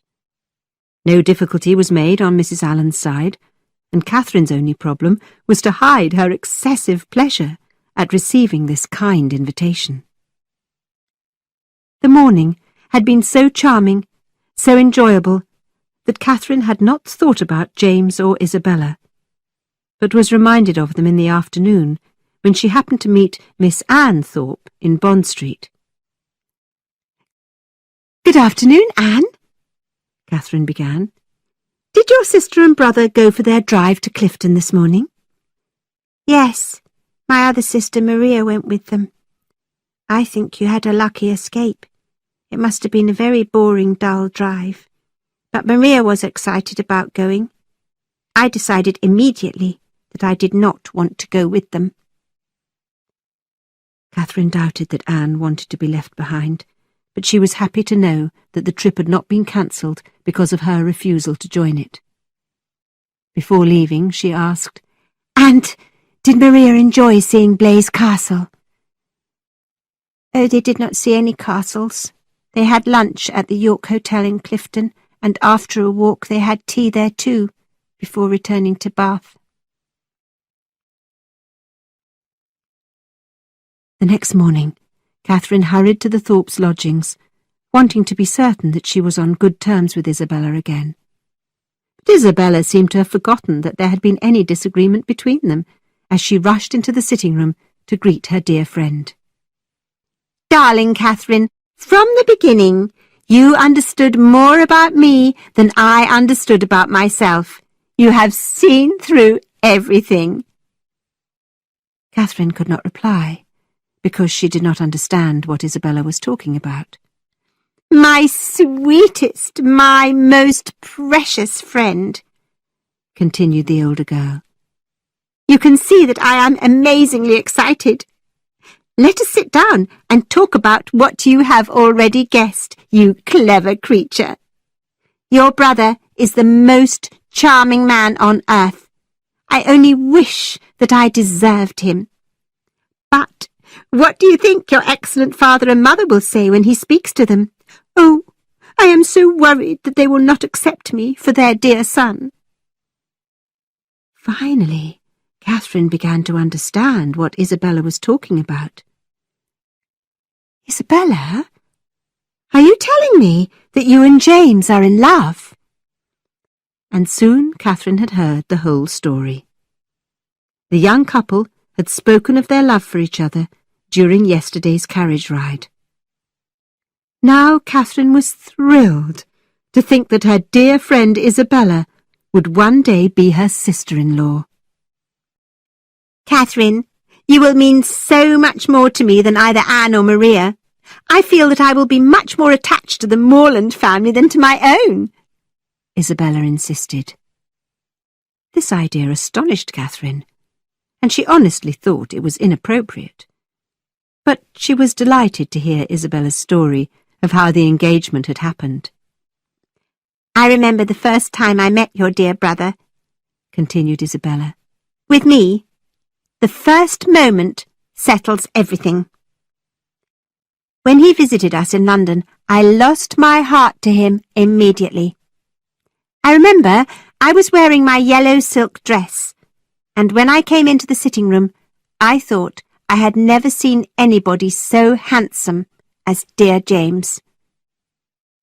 Here, Catherine secretly thought about the power of love, because although she was very fond of her brother, she had never once thought that he was handsome. Catherine, your brother caused me many sleepless nights. I was sure he would fall in love with someone else. He is such a wonderful man. I knew you understood what was in my heart, especially when I told you that I had a particular liking for clergymen. I was sure that my secret would be safe with you. Once again, Catherine was surprised by what Isabella thought she knew. But she saw no reason to change her friend's mind about the situation. She learned that her brother was already on his way to Fullerton to ask for his parents' permission to become engaged to Miss Isabella Thorpe. Will they accept me, dear Catherine? My fortune is very small, and your brother could marry anyone he chose. Again, Catherine thought about the strength of love, and said, Isabella, you're too humble. The difference between your fortunes will not affect anything. Catherine, not everyone would have such a generous heart as yours. I just wish that the situations were reversed. If I had command of millions and ruled the world, your brother would be my only choice. I need very little in life, and where people are attached by love, poverty itself is not a problem. Catherine liked this idea. It sounded like something from one of her novels. I will not think of a wedding, or a house, or anything of that sort until we have your father's answer, continued Isabella. Your dear brother said that he will send me news tomorrow, but I know I will not have courage enough to open his letter. The two friends spent every moment together that day and the next, talking of nothing except how happy they would be as sisters. Finally, after much anxiety, the post was delivered on the second day, and Isabella opened her letter from Fullerton. James wrote, I have gained the approval of my kind parents, and they promise that everything in their power will be done to guarantee my happiness. The brightest look spread across Isabella's face, and she said that she was the happiest woman on earth. The entire Thorpe family were now very happy, and wanted to hear about the details of Mr. Morland's promise. What would his income be? Would he be given property by his family? What kind of ring would Isabella receive? What would their carriage and their house be like? Where would they live? Mr. John Thorpe had business in London, and now that Isabella had her letter, he prepared to depart. Well, Miss Morland, he said, finding Catherine alone in the sitting-room. I have come to say goodbye for the present time. Goodbye, sir. I hope you have a safe journey. What do you think of this marrying idea? Miss Morland." "I am sure marriage is a very good thing," replied Catherine. "Do you? I am glad you are not an enemy to marriage. By the way, do you know that old song that says, 'One wedding brings another'? Perhaps we may find out if that old song has some truth in it at Isabella's wedding." "May we?" asked Catherine, feeling quite confused. "But I never sing, so I would not know. Well, I wish you a good journey. I dine with Miss Tilney today, so I must rush home." "Don't hurry away. I will be gone from Bath for a fortnight, and it will seem a long time. When will we be together again?" "Well, we will see you when you return. Goodbye for now," said Catherine, trying to get away. "That is very kind of you, Miss Morland. You are probably the nicest person I know. You have so many good qualities." "Sir, there are much nicer, better people than me. Good morning to you. I must get home." "But, Miss Morland, may I visit Fullerton one day soon?" "My father and mother would be pleased to meet you." "And I hope, Miss Morland, that you would be pleased to see me there." "It is always nice to have company at our house." "I agree with you. Give me some cheerful company and I'm very happy. I believe you and I agree about most things." "That idea has never occurred to me," said Catherine. "In fact, I do not know my own mind about most things." "I am the same," cried Mr. Thorpe. "I have a simple idea about most things. Let me have a girl I like and a comfortable house, and I would be satisfied. Fortune is nothing. I am sure of a good income of my own, so my wife does not need to have a penny." "I am in agreement with you there, sir. If there is a good fortune on one side, there can be no need for any on the other. I hate the idea of one great fortune marrying another, and I think it is very wicked of people to marry for money. Goodbye.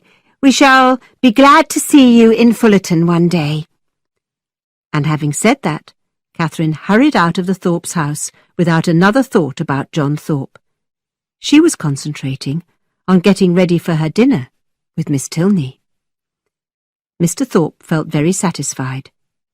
He believed that Miss Morland had clearly encouraged his attentions, and he intended to pursue her confidently and without hesitation.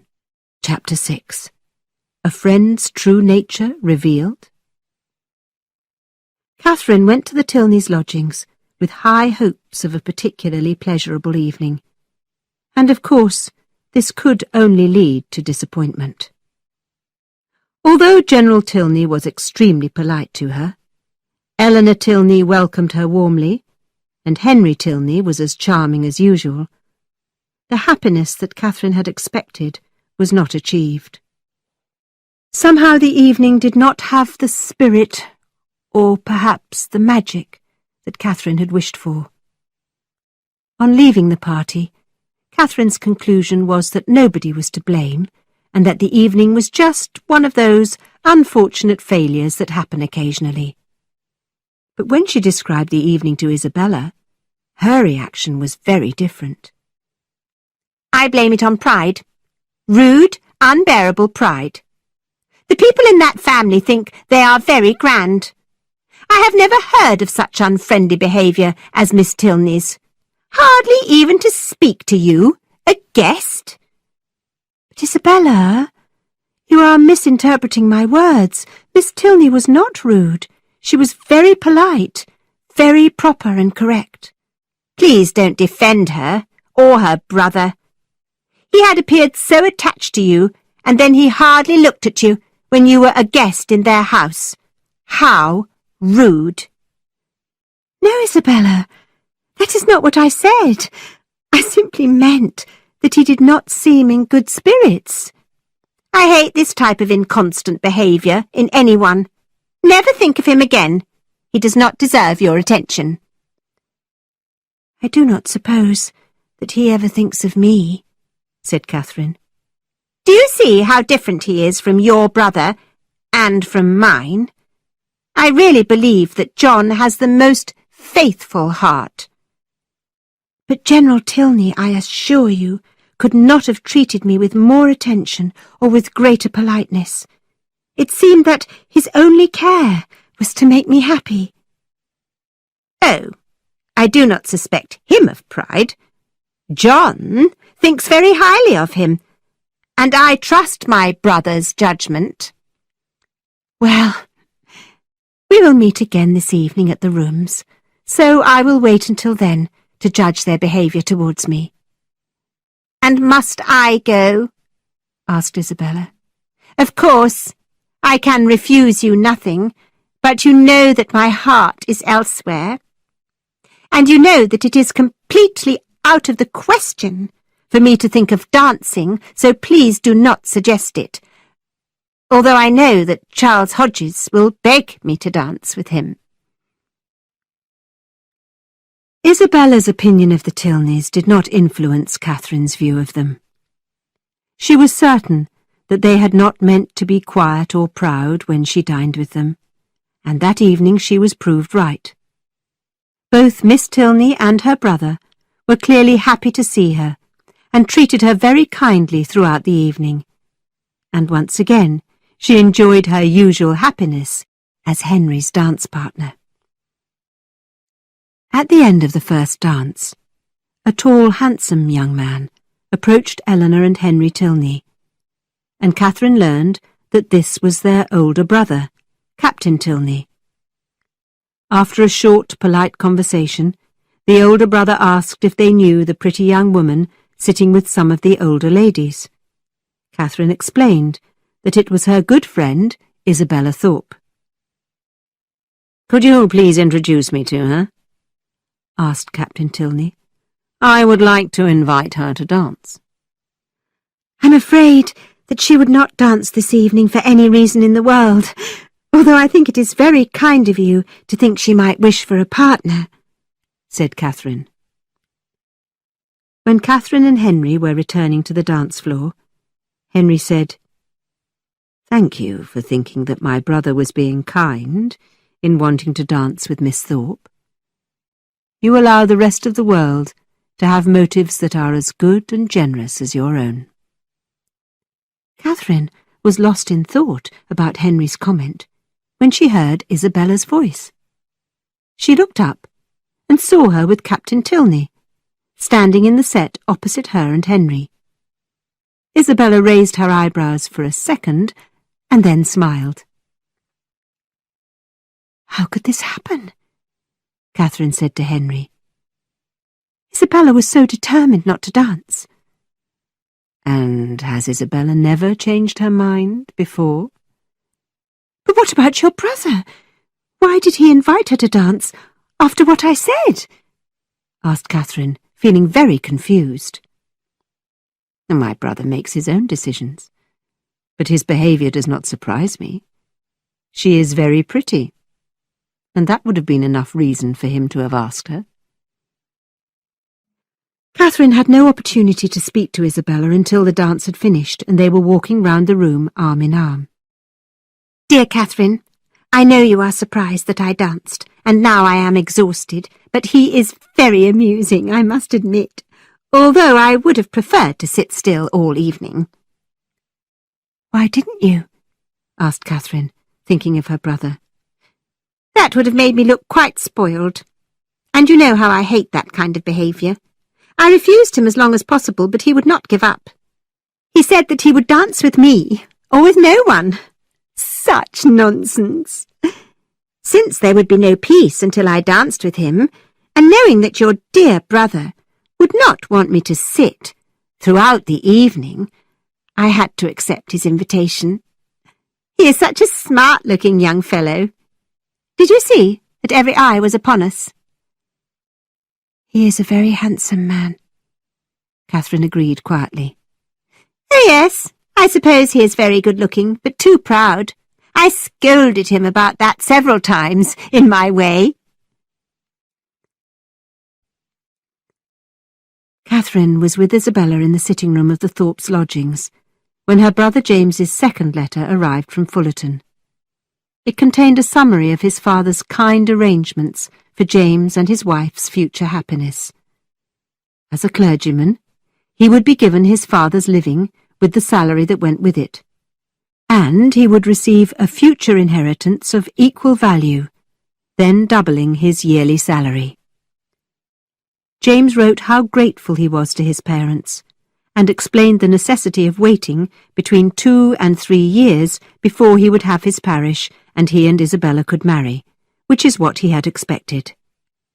Catherine followed her brother's lead, and, feeling very satisfied with her parents' generosity and good wishes for the young couple, congratulated Isabella on having everything so pleasantly settled. "It is very charming, I am sure," said Isabella softly. "Mr. Morland has behaved generously without doubt," added Mrs. Thorpe, looking anxiously at her daughter. "I am sure that he would do more if he could. I am certain that if his fortunes change, he will do more for you and his son in the future.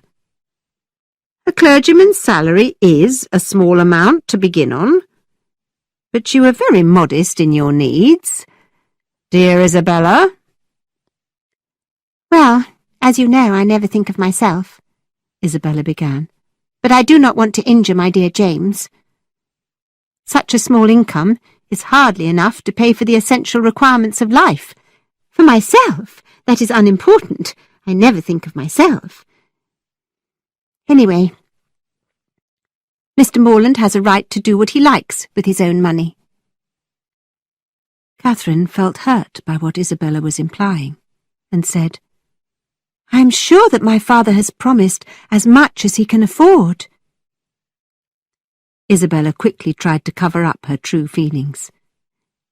"My dear Catherine, you know me well enough to know that I hate money, and would be happy with very little, but 2 or 3 years is a long time to wait until your brother and I can marry." The Allens now began the 6th of their 8 weeks in Bath, and Catherine was looking forward to more opportunities to spend time with both Eleanor and Henry Tilney. But on her next visit to Miss Tilney at Milsom Street, she was disappointed to learn that the family would be leaving Bath at the end of the following week. "I am afraid my father has missed some of his friends who did not come to Bath this year," explained Miss Tilney. Catherine was very upset by this news, and wanted to ask Miss Tilney to promise to write. But before she could make her request, General Tilney entered the room. "Well, Miss Morland," he said to Catherine, "have you agreed? We leave Bath a week from Saturday, and if you will accompany us to Northanger Abbey, none of us will have any reason to miss this place. We cannot offer you all of the excitement of a place like Bath, but we will do everything we can to make your stay agreeable." Northanger Abbey. These were thrilling words to Catherine, and it was such a flattering invitation. To have her company so warmly requested. She thought her heart might burst if she tried to speak. A visit to Northanger Abbey held so much promise. A continued friendship with Eleanor, whom she greatly admired, and the possibility of a romance. But that was something she dared not mention to anyone. And, in addition to all that, she would be staying in an ancient abbey, and would be able to explore every damp cellar, every hidden room, every ruined passage. The decayed walls would speak to her and tell her the stories hidden there.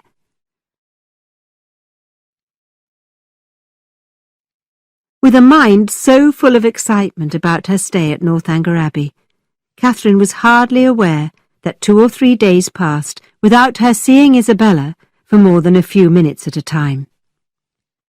But one afternoon, Isabella sought her out in the pump room and asked her to sit with her on her favourite bench between two doors, where they could see everybody who entered the room before they were seen.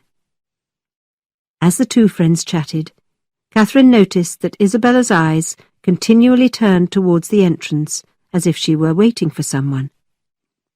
Catherine decided to tease her friend a little and said, "Don't worry, Isabella.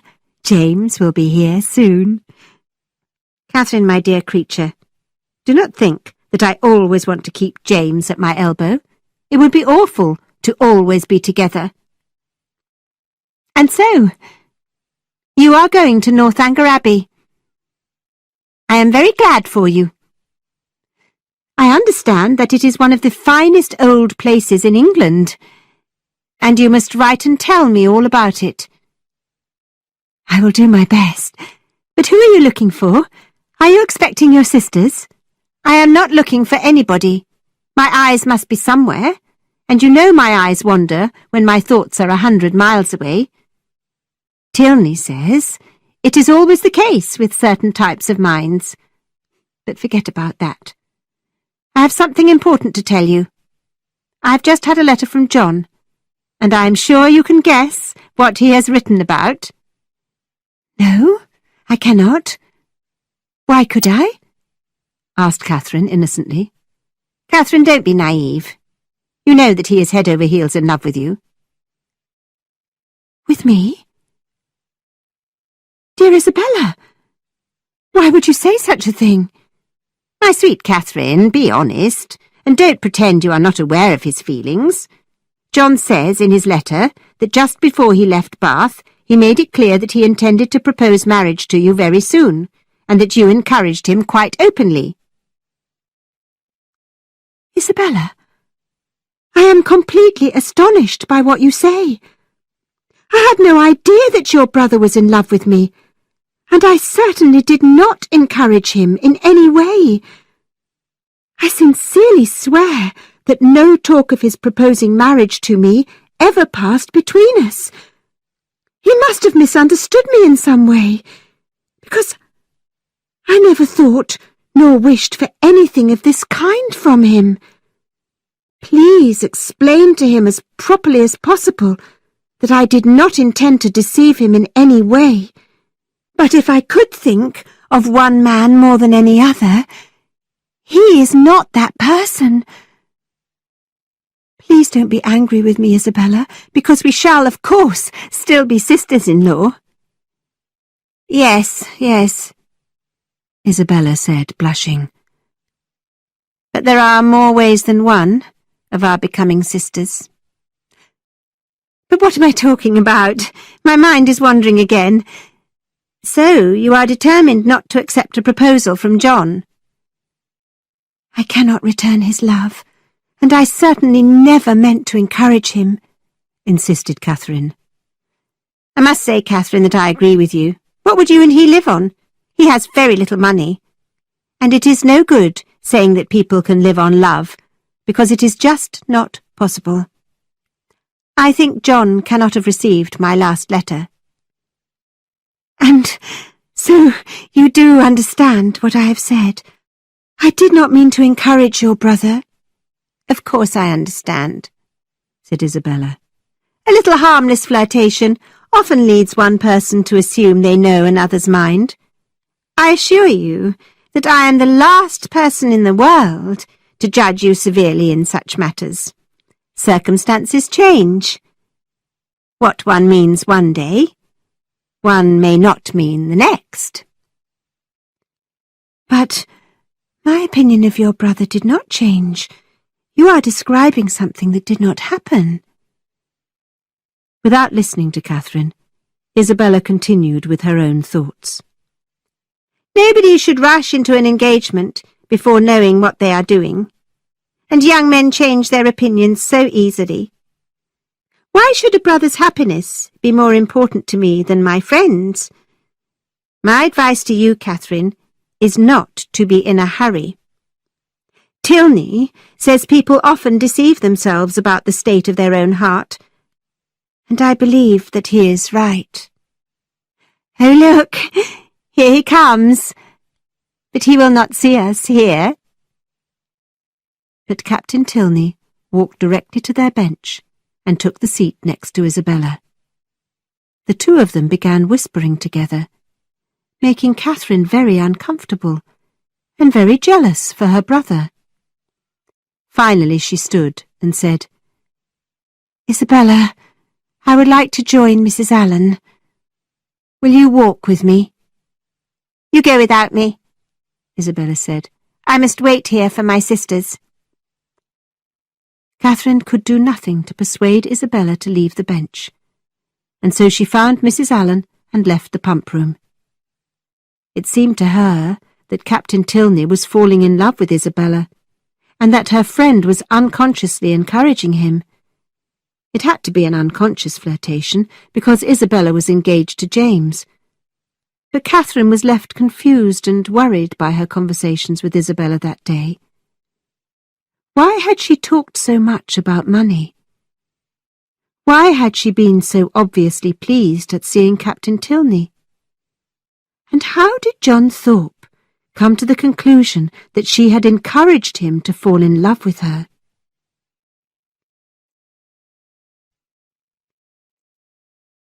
A few days passed, and Catherine, although not allowing herself to suspect Isabella of improper behaviour, could not help noticing that her friend seemed an altered creature. When she was with Catherine and James in the Allens or Thorpe's lodgings, she seemed a bit dreamy, and not quite as full of spirit and energy as before. That alone would not have troubled Catherine, but when she saw Isabella in the public rooms, she had to admit that she became much livelier and flirtatious when Captain Tilney was in the room. Catherine could see that James was confused and hurt by his fiancée's behaviour, and she thought that Captain Tilney, too, was being treated badly by Isabella. Surely Isabella had not told him that she was an engaged woman. Otherwise, he would not have flattered her with so much attention.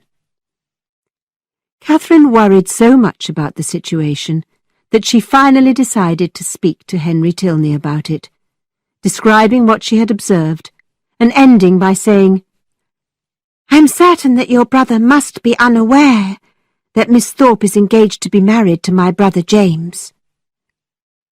"My brother does know that," replied Mr. Tilney. "Does he?" asked Catherine. "Then why does he pursue Isabella as if she was unattached? He will have his heart broken if he falls in love with her." "I am sure that my brother can look after his own heart," Henry said with a smile. "I have told him that Miss Thorpe is engaged, but he is his own master, and will do as he pleases." "But he is giving great pain and anxiety to my brother." "Are you sure that this distress is caused by Frederick? Is it his attentions to Miss Thorpe, or Miss Thorpe's reaction to them, that gives pain to your brother?" "Is it not the same thing?" "I think your brother would understand the difference. No man is offended by another man's admiration of the woman he loves. It is the woman only who can turn it into a tragedy." "Should I warn James? Or can you speak to your brother and advise him to leave Bath?" "I do not believe that any one of the three people involved in this situation would thank us for our advice. If your brother and Miss Thorpe love each other, as you are certain they do, they will never tease each other beyond what is acceptable to them both. Don't worry. Frederick will not stay long in Bath, and then your brother and his fiancée will laugh about poor Captain Tilney's attachment to the beautiful Isabella." Catherine could not argue against Henry's analysis of the situation, and she decided to stop worrying about it. That evening, Isabella and James were at the Allens' lodgings to say goodbye to Catherine, and with relief she saw only affectionate behaviour between them. Chapter 7. Disappointment at First Sight. The next morning, Catherine was at the Tilneys' lodgings, ready to begin her journey to Northanger Abbey. She was unusually nervous, wanting to do exactly what was right to maintain her new friend's high opinion of her. But she had no need to worry. Miss Tilney's good manners and Henry's smile soon drove away any anxious feelings, and General Tilney welcomed her very warmly and looked after her every need. Even Captain Tilney appeared in the sitting-room to wish them all a safe journey, although Catherine heard him whisper to Eleanor, "How glad I shall be when you're all on your way home." Catherine joined Eleanor and a servant inside one carriage. Henry and General Tilney were in the front carriage, with Henry driving. Finally, the journey of 30 miles from Bath to Northanger Abbey began. Our heroine relaxed and enjoyed Eleanor's company as she observed a road that was entirely new to her. She looked back at Bath without regret, excited about being with Eleanor and Henry and about spending time in a real abbey. After 2 hours, which flew by for Catherine, the carriages stopped for lunch. Catherine could not help noticing the General's habit of giving orders and dominating every conversation. He gave his opinion about the journey, about the inn at which they had stopped, the service of the waiters, the quality of the food, and even about the weather. Eleanor and Henry spoke very little when their father was part of the group, and Catherine felt a sense of relief when it was time to return to the carriages and get away from General Tilney. But the General delighted her with a surprising suggestion. "The day is very fine, Miss Morland, and I think you would see more of this beautiful countryside if you took my place with Henry at the top of the front carriage." And so, Catherine found herself sitting beside Henry, as happy as any girl who ever existed. And Henry drove so well. He did not swear or congratulate himself on his ability with horses, and he seemed to enjoy making conversation with Catherine. Sitting beside him in his carriage was almost as good as dancing with him. "My sister is very happy that you're coming to Northanger Abbey as her guest. She does not have a true friend in the neighbourhood, and is looking forward to this time with you." "But you are with her most of the time, aren't you?" "Northanger is my home for about half of my time. I have my own house in Woodston, which is nearly 20 miles from my father's house, and I must spend some of my time there, in my parish. Of course, I am always sorry to leave Eleanor." "And the Abbey? You must be very fond of the Abbey." Henry smiled and said, "You seem to have formed a very positive view of Northanger Abbey." "Yes, I think I have. It is a fine old place, isn't it? Like the kind of places one reads about in Mrs. Radcliffe's novels." "And are you prepared to meet the type of frightening experiences that may occur in such houses? Do you have a brave heart? Are your nerves strong enough for secret rooms and hidden staircases?" said Henry in a low, quiet voice. "Oh, yes," cried Catherine. "But I will not be easily frightened with so many people in the house. We are not returning to it after it has stood empty for years and no one expects us. I have read about that kind of thing happening in novels, and then mysterious and scary things occur." "No, that is certainly not the case at Northanger. We shall not have to feel our way along a dark hall, with only the dying coals of a distant fire to light our way. Nor will we have to make our beds on the floor of a room without windows, doors, or furniture. I am sure you have read about such circumstances too, in one of your favourite novels," suggested Henry. "Of course, as is the custom in old houses," he continued, in his dramatically low voice. "You will be in a separate part of the house, away from the rest of the family. And when we go to our warm, familiar rooms at the end of the evening, Dorothy, our ancient servant, will lead you up a different staircase, and then along several dark passages, into an apartment that has not been used since a very old aunt died in it more than 20 years ago. Will that frighten you? Will you be content in your large room with very high ceilings and very little light?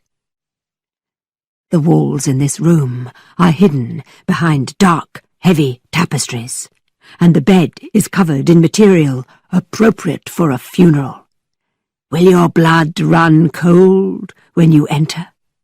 Will you be happy to spend the night there alone, with nobody close enough to hear you if you shout or even scream? But that will not happen to me, I am sure, said Catherine in a trembling voice. You are describing what happens in novels. But what are they based on? Think about the furniture you will find in your apartment. Not tables, wardrobes, or drawers. But in a dark corner, you might see a broken violin, or a tall black cupboard from several centuries ago. And over the fireplace, an oil painting of a handsome military man whose eyes seem to follow you round the room. And Dorothy, before leaving you, tells you that you will be alone in this part of the house, with only the ghosts of the past to keep you company. With these parting words, she disappears down the dark hall, and you listen until you can no longer hear her footsteps. You hurry to the door, wanting to lock it. But there is no lock or key. Oh, Mr. Tilney, how frightening! It is like a scene from Udolpho, but it cannot really happen to me. I am sure your housekeeper is not really Dorothy, and there are no ghosts at Northanger Abbey, are there? What else might happen? I think you will feel frightened on your first night, but nothing unusual will happen to you. Not on that night. You will go to bed and get a few hours of disturbed sleep. But on your third night, there will probably be a violent storm. The thunder will be so loud and so frequent that the whole abbey will shake. A terrible wind will accompany the noise, and when the lightning flashes, you will see movement behind the heavy tapestries. Because you are naturally curious, you will get out of bed to investigate, and behind a tear in one of the tapestries, you will discover a small secret door. With your lamp in your hand, you will pass into a small, dark room. No, I could not go into the room. I would be too frightened. But you would enter, because Dorothy has told you about a secret underground passage between your apartment and the Church of St. Anthony, less than 2 miles away. Could you resist such an adventure? No, you will go into the small dark room, which leads to several more tiny rooms.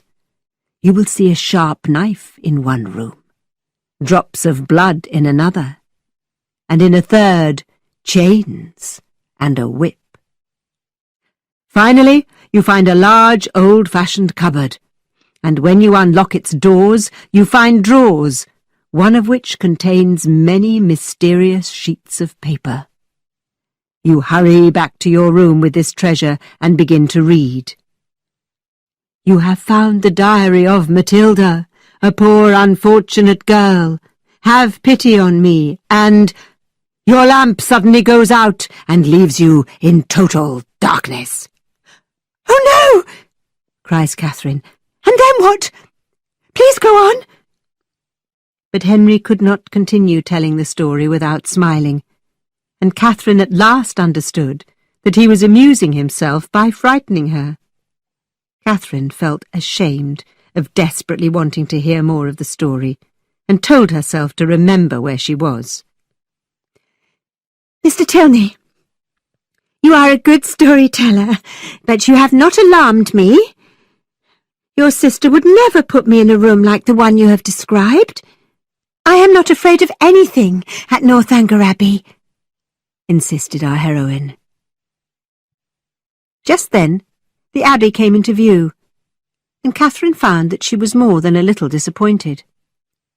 Parts of the building were very low, and she could not even see an ancient chimney. But it was a real abbey, and she was delighted to be there, even when she saw that the hallway and informal sitting room were very modern and decorated with elegant furniture. She had to admit that this was not what she had wished for. She had dreamed of entering a scene from Udolpho, but instead found herself in a richly decorated, beautiful, comfortable home. Soon she was taken to her own room by Eleanor, who asked her to be ready for dinner in 25 minutes. This room was nothing like the one that Henry had described. There was pretty paper on the walls and a lovely carpet on the floor. Everything, in fact, was very handsome, comfortable, and even cheerful. She was determined to change her clothes quickly and be early for dinner, because she did not want to risk upsetting General Tilney. But suddenly she noticed a large wooden chest at one side of the fireplace, and she forgot about the General and the need to hurry. "This is very strange. I did not expect such a sight as this.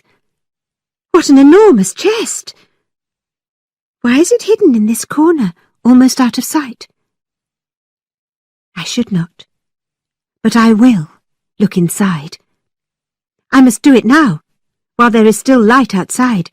If I wait until evening, my candle may go out." Without hesitating, Catherine tried to open the old oak chest, but had trouble with the lock, which was made of ancient-looking dull silver. The handles at each end were broken, perhaps by some awful violence, and in the centre of the lid there was a silver plate with some mysterious writing which she could not understand. Could it say Tilney in a foreign alphabet? Or did the chest not originally belong to the family? By what strange events could it have become theirs? Catherine's curiosity grew by the second, and she became more and more determined to open the chest. With trembling hands, she had just managed to turn the lock and lift the heavy lid a few centimetres when a servant knocked on the door. Catherine dropped the lid immediately, and it came down with a tremendous bang. "Miss Tilney has sent me, miss." "Do you need any help with dressing for dinner?" asked the servant. This kind offer brought Catherine to her senses, and reminded her of what she should be doing at that moment.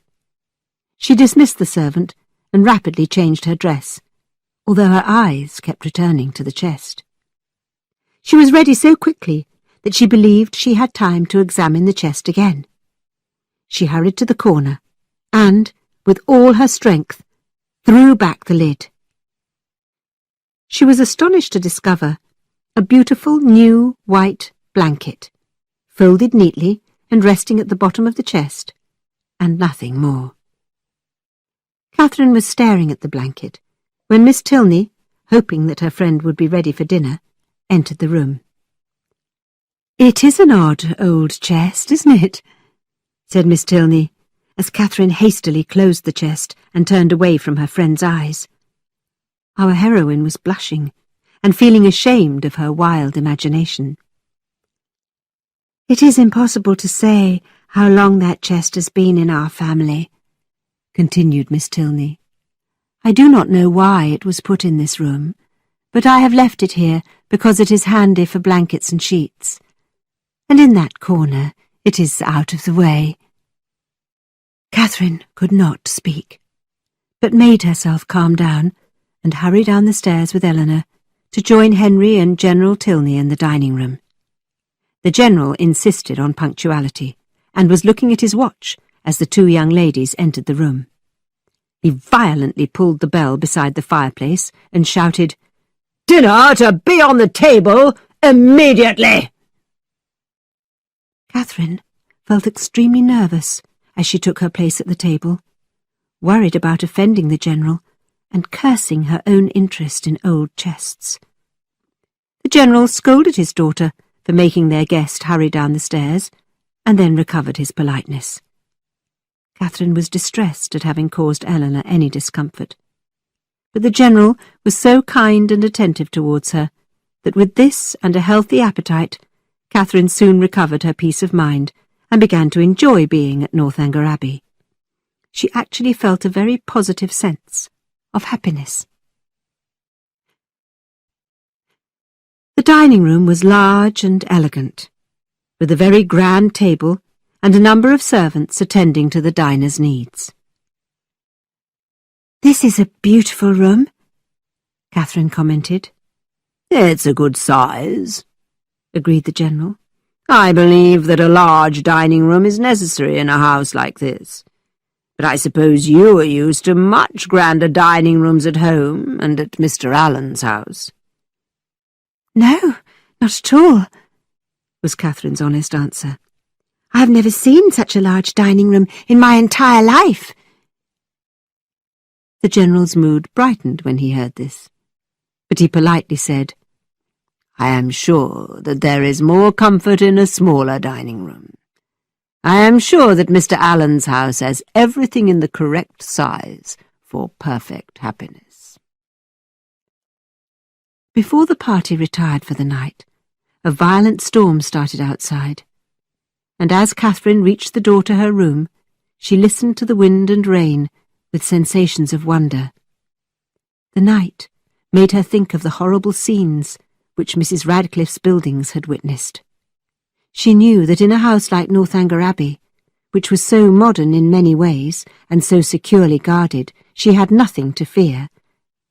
And so, after noticing that Eleanor's apartment was very close to hers, she entered her room with a reasonably strong heart and steady nerves.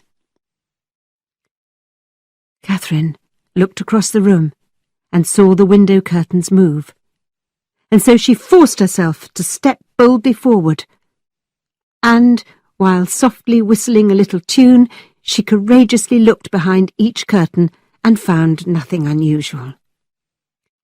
Then she glanced at the chest beside the fireplace and laughed at herself for worrying about anything in this very pleasant room. "I will take my time getting ready for bed, and I will not worry if the fire goes out." Catherine felt satisfied with her own determination to be brave and normal.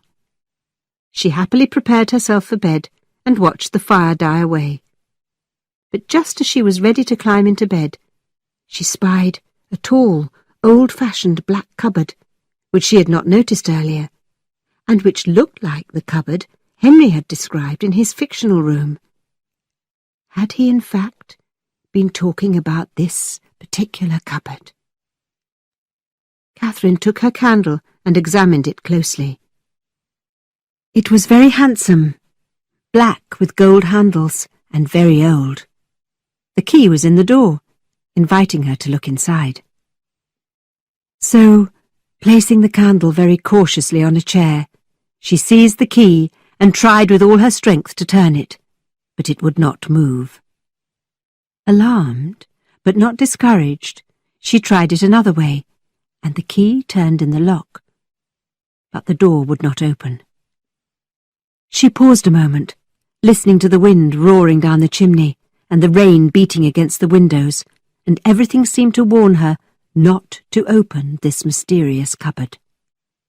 But Catherine knew she would not be able to sleep until she had seen what was hidden within. She tried the key again, moving it in different directions until the door suddenly opened. Catherine's heart leapt at such a thrilling victory. Now she saw a variety of drawers of different sizes, and she bravely began to open them and examine the interiors. Each was equally empty.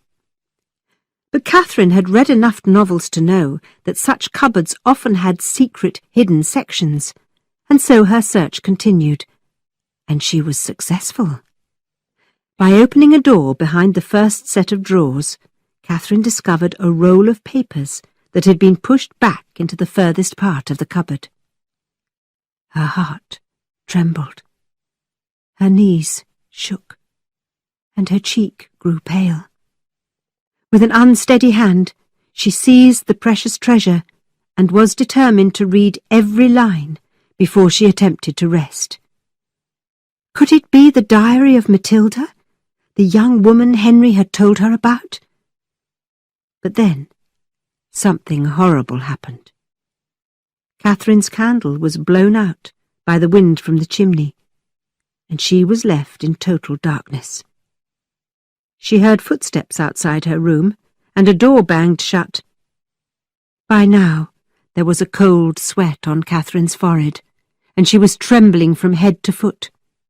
The papers fell from her hand as she jumped into her bed and hid beneath the blankets.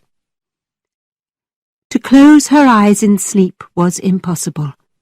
Her thoughts were going in every direction. Had Henry intended her to find Matilda's diary?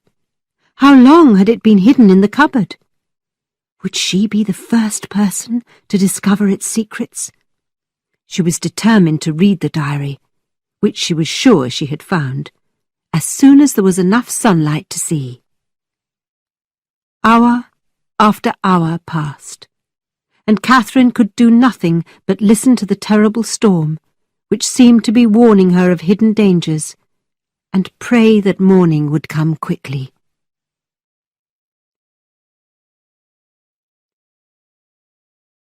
A servant entered Catherine's bedroom at 8 o'clock the next morning and opened the curtains. As soon as she was alone again, Catherine leapt from her bed and gathered up the sheets of paper she had left on the floor. Then she jumped back into bed to enjoy the luxury of discovering Matilda's secrets while resting on her pillow. Her greedy eyes glanced rapidly over one of the pages. She was surprised by what she found, and quickly looked at several more pages. All of them contained household lists of laundry items. Shirts, socks, underwear, gloves, ties. Or lists of household purchases. Writing paper, pens, hair powder, shoes and string. These lists and nothing more were the secret documents that had filled her with excitement and robbed her of half her night's rest. She blushed to think that she had learned nothing from her experience with the chest beside the fireplace. How could she imagine that she would find a family secret in a guest bedroom? Catherine hurried to get ready for breakfast, hoping that Henry Tilney would never know that she had spent her first day at Northanger Abbey behaving like a fool. Chapter 8. A Gothic Interpretation of Reality. Catherine was extremely impressed by the elegant breakfast table, and she made a pretty comment about the beautiful plates and cups. "I am pleased that you approve of my choice," General Tilney responded. "These dishes were manufactured in this county, and I believe the set is as fine as anything from the continent. In fact, I hope that soon I will have the opportunity of selecting another set of dishes from the same company, although this time not for my own dining room." Catherine was probably the only one of the party who did not understand what the General was hinting at. Soon after breakfast, Henry left them for a 3-day visit to Woodston, where he had parish work to do. As the other three watched him go, Catherine asked his father, "Is Woodston a pretty place?" "Over the last few years I've tried to make the house and gardens a suitable place for my son," General Tilney explained. "It is a family living, and I want Henry to be happy there. Of course, his clergyman's salary is not important, although he could easily live on it. What is important for any son is to have a job, to be employed in worthwhile work. Even Frederick, my eldest son, who will inherit one of the largest pieces of private property in the country, has his profession. I am sure that your father, Miss Morland, would agree with me."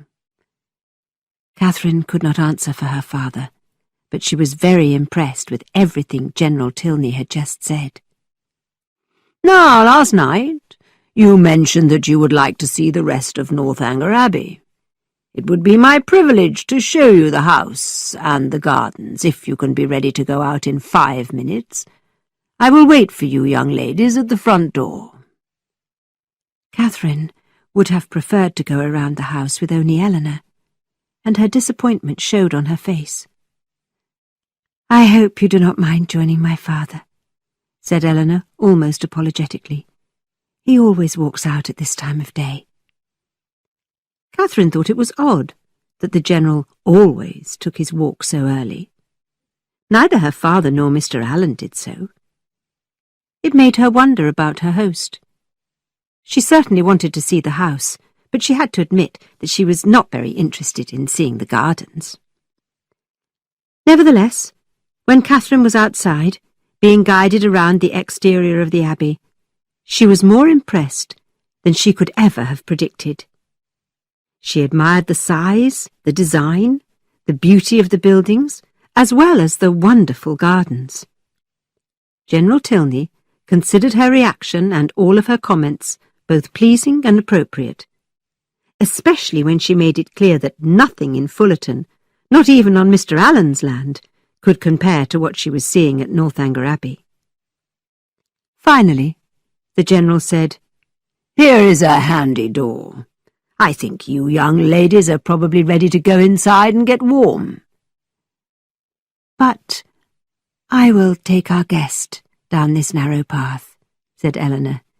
"It is my favourite walk. Will you join us, Father?" "No, Eleanor. It is cold and damp along that path. I will go across the park and meet you later. But don't show our guest around the inside of the house until I join you." As the young ladies walked along, Miss Tilney said, "This was my mother's favourite walk, and brings back memories of her." "I am surprised, then, that the General would not enter it. Your mother's death must have caused great grief and distress." "Yes, and it causes more pain every year.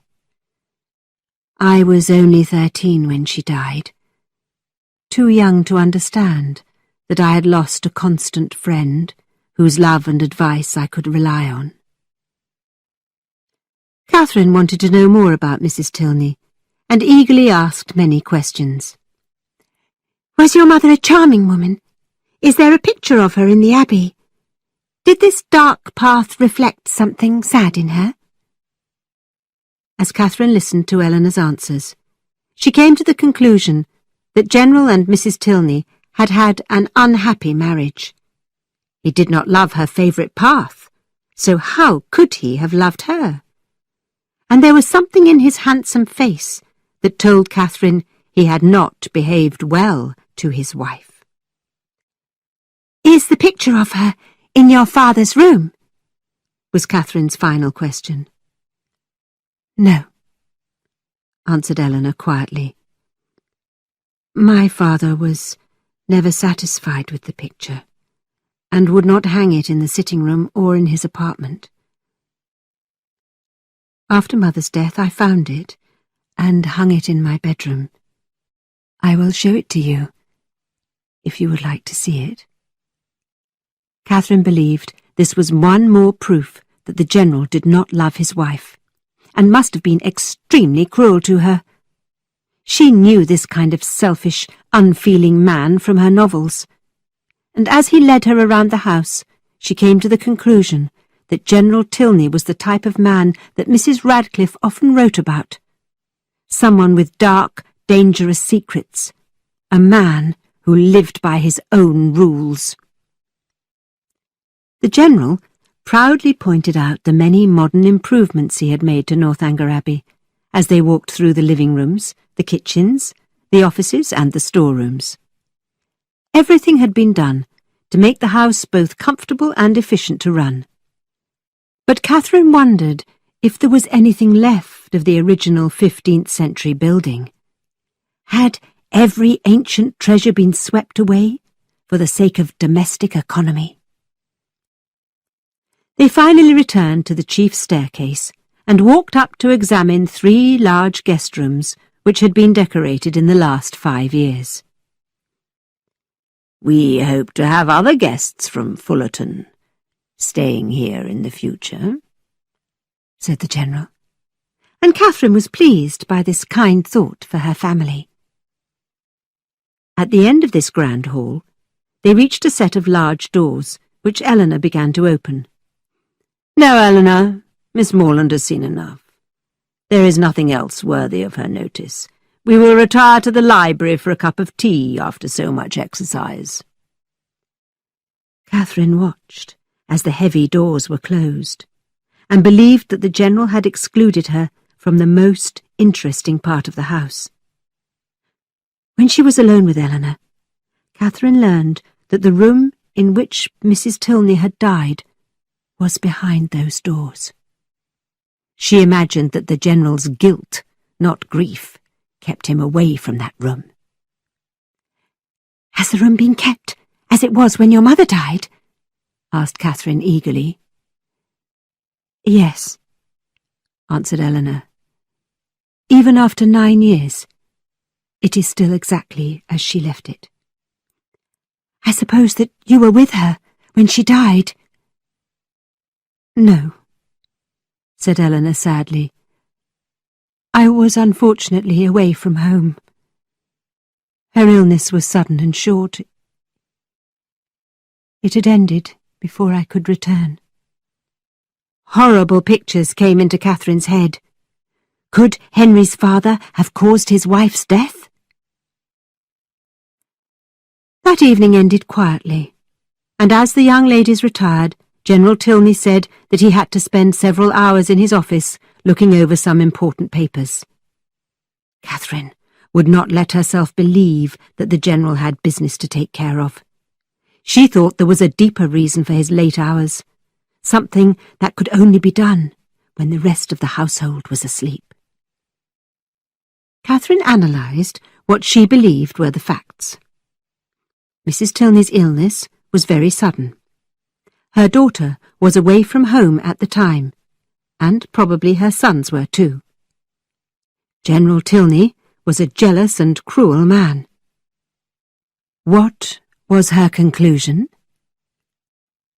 Perhaps Mrs. Tilney was alive, shut up for unknown reasons, and receiving a nightly supply of coarse food from a husband who had never loved her. The poor woman must be a prisoner in the oldest part of the Abbey, the part that Catherine was not permitted to see. She worried that her conclusions were too bold, but then she persuaded herself that all the evidence supported her opinion.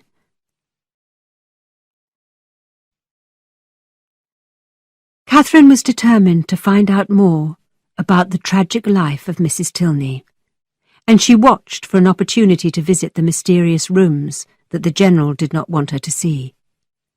Unfortunately, Sunday was a busy day, and Catherine had to accompany the Tilneys to church. She sat with the family in their usual seats near the front of the church, and stared directly at a very elegant monument which had been built in memory of Mrs. Tilney, although Catherine did not accept this as proof of the poor woman's death.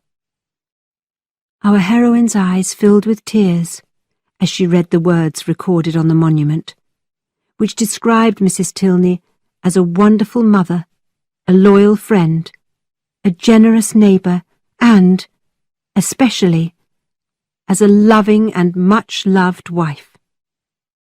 She looked to her left, and was not surprised to see that General Tilney remained unmoved.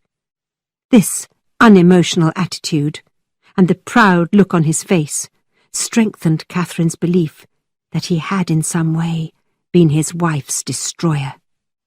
She knew this type of man. She could remember dozens of such cruel animals from her novels. Men who went from one crime to another, murdering whoever they chose, without any feelings of guilt or regret. On the next day, Catherine had some time alone. Henry would not return until Tuesday, and both General Tilney and Eleanor were busy with their household duties, giving Catherine time to carry out her plan. She would go through the forbidden doors alone and search for proof of the General's cruelty. She was sure she would find something. Perhaps the veil Mrs. Tilney had worn to cover her desperate sadness, or the last few paragraphs in her journal, which she had written in a trembling hand. Catherine knew the way, and walked quickly and quietly through the heavy doors and on to Mrs. Tilney's room. She turned the key, opened the door, and was in the room. But it was several minutes before she could take another step. What kind of horrible scene did she face? What surprise took her breath away? It was a clean, beautiful, modern lady's bedroom. It was filled with handsome furniture, and the bright afternoon sun poured through two large windows which looked out on the most attractive flower gardens. Catherine's common sense told her that this had been a cheerful place. She was filled with shame. How could she have assumed so much? She was sick of exploring and analysing. She only wanted to return quickly and safely to her own bedroom and to keep all her suspicions to herself. But just as she stepped towards the door, she heard footsteps, and as she entered the hall again, she found herself face to face with Henry Tilney. "Mr. Tilney," Catherine cried, "why did you come up that staircase?" "I always use that staircase. It is the easiest route from the stables to my apartment. And why shouldn't I use it? But may I ask why you were using that staircase? It does not connect with the passage to your room." "I have been to see your mother's room," Catherine explained, blushing deeply. "Really? Is there anything extraordinary to see there?" "No, nothing at all," said Catherine. Then she quickly added, "I thought you were not coming back until tomorrow." "I finished my business earlier than expected." "You look pale. Did I alarm you by running so fast up those stairs?" "Oh, no. And did you have good weather for your ride?" "Well, yes." "But has Eleanor ignored you and left you to find your way into all the rooms in the house by yourself?" "Oh, no, don't say that. She showed me most of the house on Saturday, and we were coming into these rooms, but then," whispered Catherine, "then your father stopped us." "Have you looked into all of the rooms in this part of the house?" "No. I only wanted to see you. Oh, isn't it late? I must hurry and get dressed for dinner," said Catherine nervously. "It is only 4:15, said Henry as they walked along the passage. For the first time in their acquaintance, Catherine wished to leave him, but he continued chatting. "My mother's room is very attractive, isn't it? Large and cheerful, with such a wonderful view. I am surprised that Eleanor does not use it for herself. She sent you to look at it, I suppose?" "No," said Catherine, without adding any explanation. "So, it was your own decision to visit my mother's room? Since there is nothing out of the ordinary there, I assume you went there to honour my mother's memory." I'm sure that Eleanor has told you that the world never saw a better woman. But I still cannot understand the reason for your visit. What else did my sister say to make you curious about Mother's room?" Slowly, and with some hesitation, Catherine said, "She said that her dying was very sudden, and that none of you were at home at the time, and I thought perhaps your father had not been very fond of her." "And from this little information, you have come to the conclusion that my mother was badly treated in some way," he continued, with cold eyes fixed on Catherine. "My mother's illness, which ended in her death, was sudden, but she had suffered from the same illness for years. Her doctors, very respected, capable medical men, were called and looked after her until she died on the 5th day. Frederick and I were at home and visited her repeatedly. She received every possible attention which we could offer." "But was your father," said Catherine, "equally attentive during her illness? Was he full of grief and sorrow when she died?" "Miss Morland, you have misjudged my father. He loved my mother as well as he could, and although I know that he was not the easiest man to live with, he valued her highly and sincerely, and he was truly, if not permanently, affected by her death." "I am very glad to hear that," Catherine began. "It would have been very shocking otherwise." "If I understand what you are implying, you had come to a conclusion that is too horrible for me to put into words. What have you been basing your wild suspicions on? Do we not live in a civilized society, where laws and customs guide us? Do you not know us well enough to accept us as part of that society? We are not characters in a Gothic novel, Miss Morland." They had reached the end of the passage, and with tears of shame our heroine ran off to her own room. She hid there, considering every disappointment that she now might have to face. She was terribly humbled, and she cried bitter tears. Would General Tilney learn what she had imagined? Would she lose Eleanor's friendship and possibly Henry's love? She hated herself more than she could express. But when the clock struck 5, she knew that she had to appear for dinner, although both her heart and spirit were broken. Henry was more polite than ever, seeming to know that Catherine was in need of a kind word and careful attention. Gradually Catherine began to feel better, and she started to hope that her foolishness had not cost her all of Henry's friendship. She had arrived at Northanger Abbey hoping to be frightened, and she had willingly turned what she saw and heard into a tragedy which could be traced back to the pages of the Gothic novels she loved to read. Charming as Mrs. Radcliffe's books were, it was not in them, perhaps, that human nature, at least in the middle counties of England, could be looked for and understood. Maybe Mrs. Radcliffe and her fellow novelists understood the character of the people beside the lakes and in the pine forests of the continent.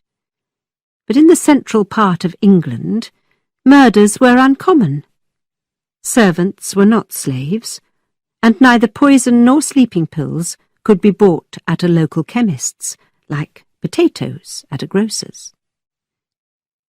She now believed that there was a mixture of good and evil in the English character, rather than the black and white described in her Gothic novels. With these thoughts in mind, Catherine decided that she would use her good sense in the future, and because of Henry's continued kindness and his unwillingness to refer to what had happened, she was able to be happy again. She listened to Henry with the greatest attention, knowing that she would be improved by what she learned from him. She still trembled when she glanced at the chest or the black cupboard in her bedroom, but she admitted that these reminders of her past foolishness were probably good for her. Chapter 9. Distressing Letters. When Catherine was completely calm again at Northanger Abbey, she began to wonder why she had not heard anything from Isabella. She was impatient for news from Bath, and she wanted to know that her friend and her brother James continued on the best possible terms. Isabella had promised to write, and had assured Catherine that she was always strict about carrying out her promises. This, Catherine thought, made it very strange that she had not received a letter from Isabella. Then, on her 10th morning at the Abbey, Catherine found a letter beside her place at the breakfast table. She opened it and found that it was from James.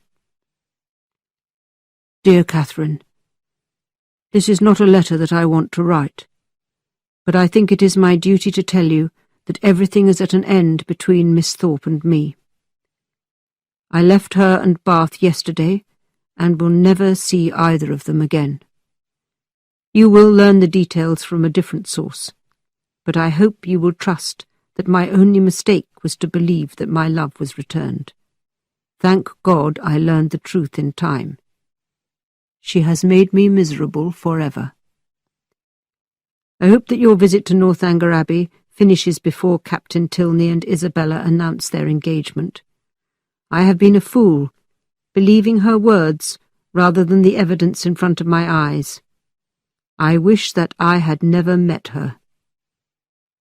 Dearest Catherine, be careful how you give your heart. Catherine sat at the breakfast table with tears running down her cheeks, and with Eleanor and Henry wondering how they could help her. Fortunately, General Tilney was hidden behind his newspaper and took no notice of his guest that morning. Unable to eat, Catherine hurried off to the sitting room to be alone as soon as it was politely possible. Eleanor and Henry recognized that their friend was distressed and were very concerned for her, and so, after half an hour, they quietly approached her. I hope you have not had bad news from Fullerton. Is your family all well? Eleanor asked gently. They are all well, thank you. The letter was from my brother at Oxford. Everyone was quiet for a few minutes. But then Catherine cried, I do not think I shall ever wish for a letter again. Poor James is so unhappy, and you will soon know why. I'm sure he is glad to have such a kind, affectionate sister. You will be a comfort to him if he is in any distress, replied Henry kindly. I have one favour to beg, Catherine said in a troubled voice. If your brother, Captain Tilney, is coming here, could you please give me notice, so that I may go away? Frederick? Has this anything to do with your friend, Miss Thorpe? Asked Henry. How quickly you have guessed, cried Catherine. And now I understand why she has not written to me. But please, read what my brother has written. Both Henry and Eleanor read James Morland's letter, and Henry said, I am very sorry that anyone you love is unhappy, but I cannot believe that Frederick ever intended to propose marriage to Miss Thorpe.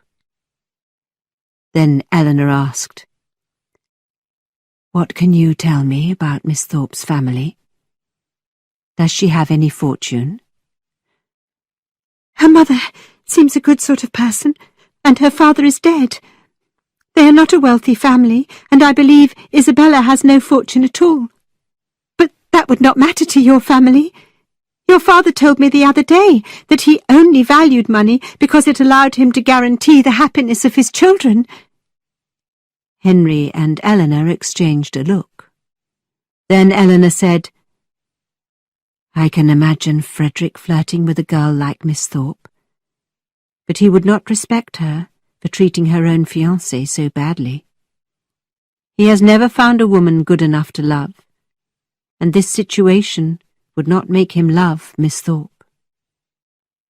You might be wrong this time, my dear sister, said Henry.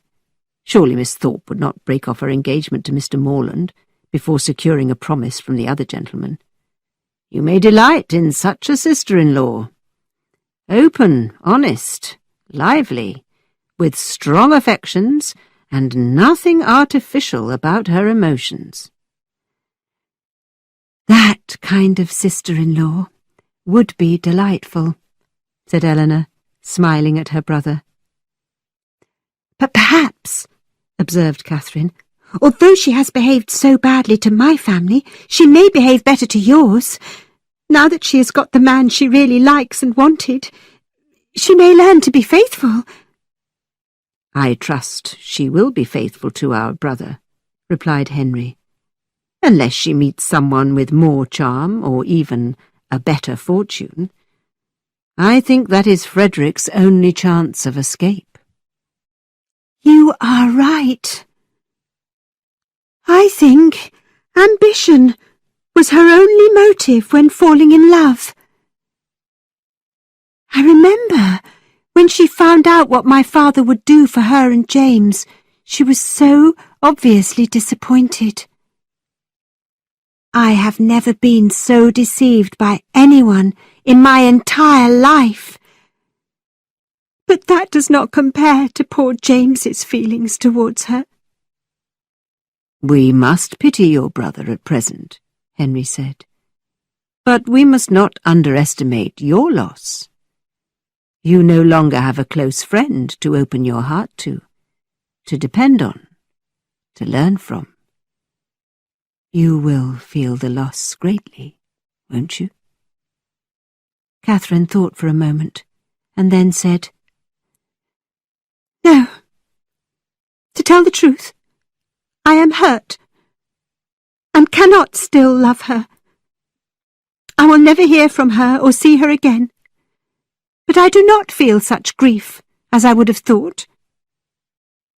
To Catherine's surprise, this conversation greatly lifted her spirits. From this time, the subject of the affair between Isabella Thorpe and Captain Frederick Tilney was frequently discussed and analysed by the three young people at Northanger Abbey. Catherine learned, with some surprise, that Eleanor and Henry were in perfect agreement about one thing. Their father may not approve of Isabella's behaviour, but his greatest objection to her, as a wife for his elder son, would be that she was not socially well connected, and she had no money. Such thoughts made Catherine think with some alarm about herself. She was as socially insignificant and as poor as Isabella, and if the heir to the Tilney fortune could not propose to a woman without money, would his younger brother ever gain his father's permission to marry someone like her? This worried Catherine, but she thought about General Tilney's generous attitude towards her and the special attention she always received from him. Added to this, more than once she had heard him dismiss the idea that money was the most important thing in the world. During one of their discussions, Catherine said, Mr. Tilney, shouldn't you tell your father how Isabella has behaved towards my brother? Then he will be able to judge by her character rather than by her situation in life. No, replied Henry. Frederick must tell his own story if he asks my father for permission to marry Miss Thorpe. But I must emphasize to you that I do not believe that will ever happen. The household went about its business, with no news from Captain Tilney, and so the General, who knew nothing about his elder son's connection to Miss Thorpe, was able to spend his time and energy making Catherine's time at Northanger pass pleasantly. He often expressed his anxiety about this task, worrying that she would be bored with the quiet life they led. He wished that there were more young people in the area, or more types of entertainment. He talked about hosting a large dinner party or even a ball. But it was a dead time of year, and many of their friends were not at present in the neighbourhood. His worries ended one morning, at last, when he told Henry that he would bring Eleanor and Miss Morland to dinner at his son's house the next time Henry was at Woodston. "And when do you think, sir, I may look forward to this pleasure?" asked Henry. "I am going to Woodston on Monday, and will have business there for at least 2 or 3 days. "Well, we will take our chances on one of those days," General Tilney answered. "There is no need to make a firm date. We do not expect anything fancy. Just whatever you have in the house will be enough. We know that a single man cannot be expected to produce anything grand. What about Wednesday? Yes, you may expect us early on Wednesday." A ball itself could not have pleased Catherine more than a visit to Henry's house in Woodston, and her heart was full of joy with the idea of becoming acquainted with the place. Nevertheless, she was both surprised and a little sad when Henry found her and Eleanor in the sitting-room an hour later, and said, "I am here, young ladies, to say that our pleasures in this world must always be paid for. Look at me at this moment, because I look forward to seeing you both in my own house on Wednesday. I must leave now, 2 days before I had intended to go, and I would much rather stay." "But must you go?" Catherine asked, with a very sad face. "Yes, I must. My old cook will be frightened half to death about preparing a dinner for my father. She will need as much time as possible to prepare everything." "But the General told you not to give yourself any trouble," said Catherine. Henry only smiled, and as he left he said, "I wish I could reason like you." Catherine always doubted her judgment, and agreed with Henry's, so she had to think about this. How could people understand each other if they said one thing so positively and meant something else? Only Henry and Eleanor could interpret what their father's words really meant. The hours from Saturday to Wednesday passed very slowly for Catherine. Everything was quieter, even rather dull, without Henry. Then she worried that Captain Tilney might arrive, and she could not imagine acting politely towards him. She thought a lot about her brother, and felt sad at having lost Isabella's friendship. Her only feeling towards Northanger Abbey itself was now one of embarrassment, and the idea of a country parish with a comfortable house was much more attractive to her. Finally Wednesday arrived, and by 10 o'clock the carriage left the Abbey with General Tilney, Eleanor and Catherine inside. And after an agreeable drive of about 20 miles, they entered Woodston, a large village in pleasant countryside. Catherine looked around and believed that she preferred it to any place she had ever seen. They drove through the village, looking at the neat houses, charming shops and tidy gardens, until they reached Henry's house at the far end of the main street. It was a newly built, large stone house, and, as they drove up to the door, Henry, with 3 or 4 energetic dogs, waited at the door to welcome them. When they were inside, the General, who seemed to think that Catherine would be disappointed by the house, began to defend it. "We are not calling it a good house. It does not compare to Northanger or to Fullerton, but we feel that it is decent and not inferior to the houses round here. I believe that there are very few clergymen in England with a house half so good." When the party entered the sitting-room, which was still without furniture, Catherine was delighted, and her comments satisfied even the General. "What a prettily shaped room!" she cried. "It is the nicest room I have ever seen, and it has a beautiful view." You must decorate it soon, Mr. Tilney, and enjoy it. I believe it needs a lady's touch, said the General, with a satisfied smile. Well, if it were my house, I would always sit in this room, Catherine declared. Henry entertained his guests with a wander round his garden, a look at the stables, and then a walk through the village. At 4, they returned to the house for a delicious meal of many courses, which the General seemed extremely pleased by.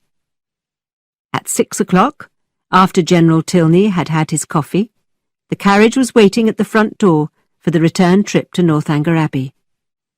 Catherine felt certain that she could not possibly misinterpret the General's behaviour that day. It seemed clear that he expected her to become his daughter-in-law.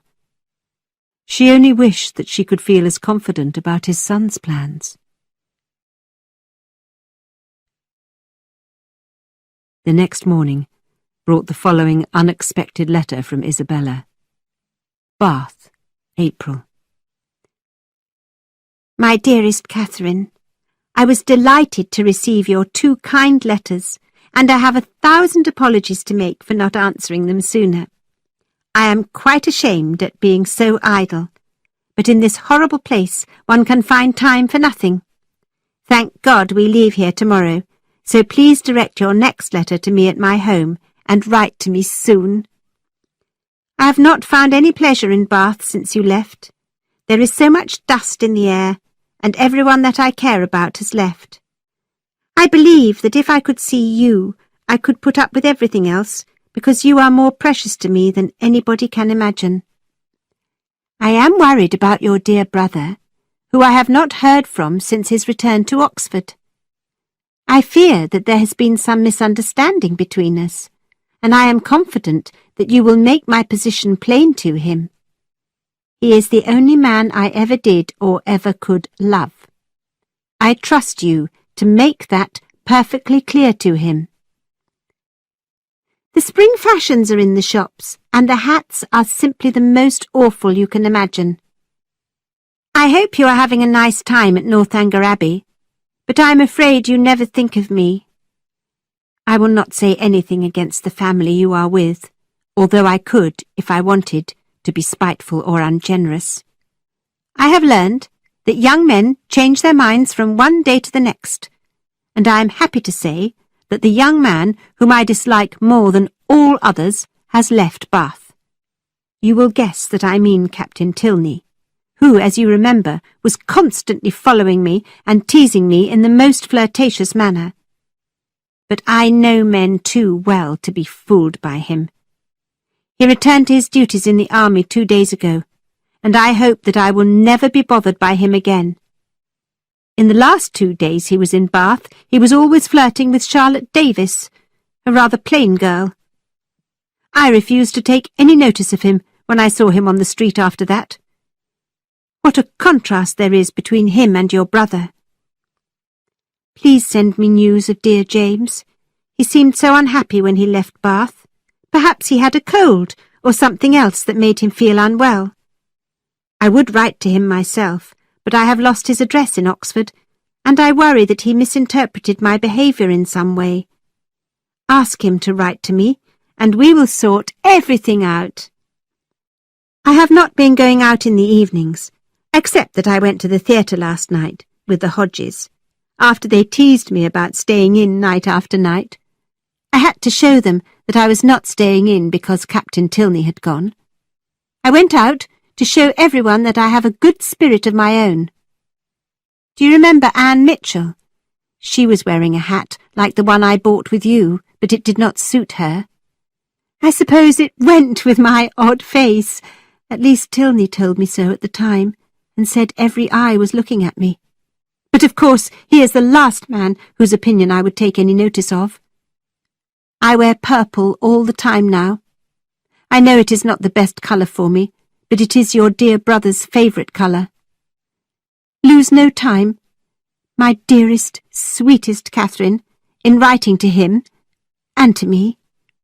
Your friend forever.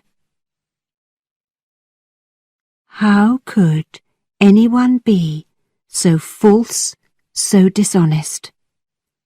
Not even kind-hearted Catherine could be fooled by so many lies and so much self-interest.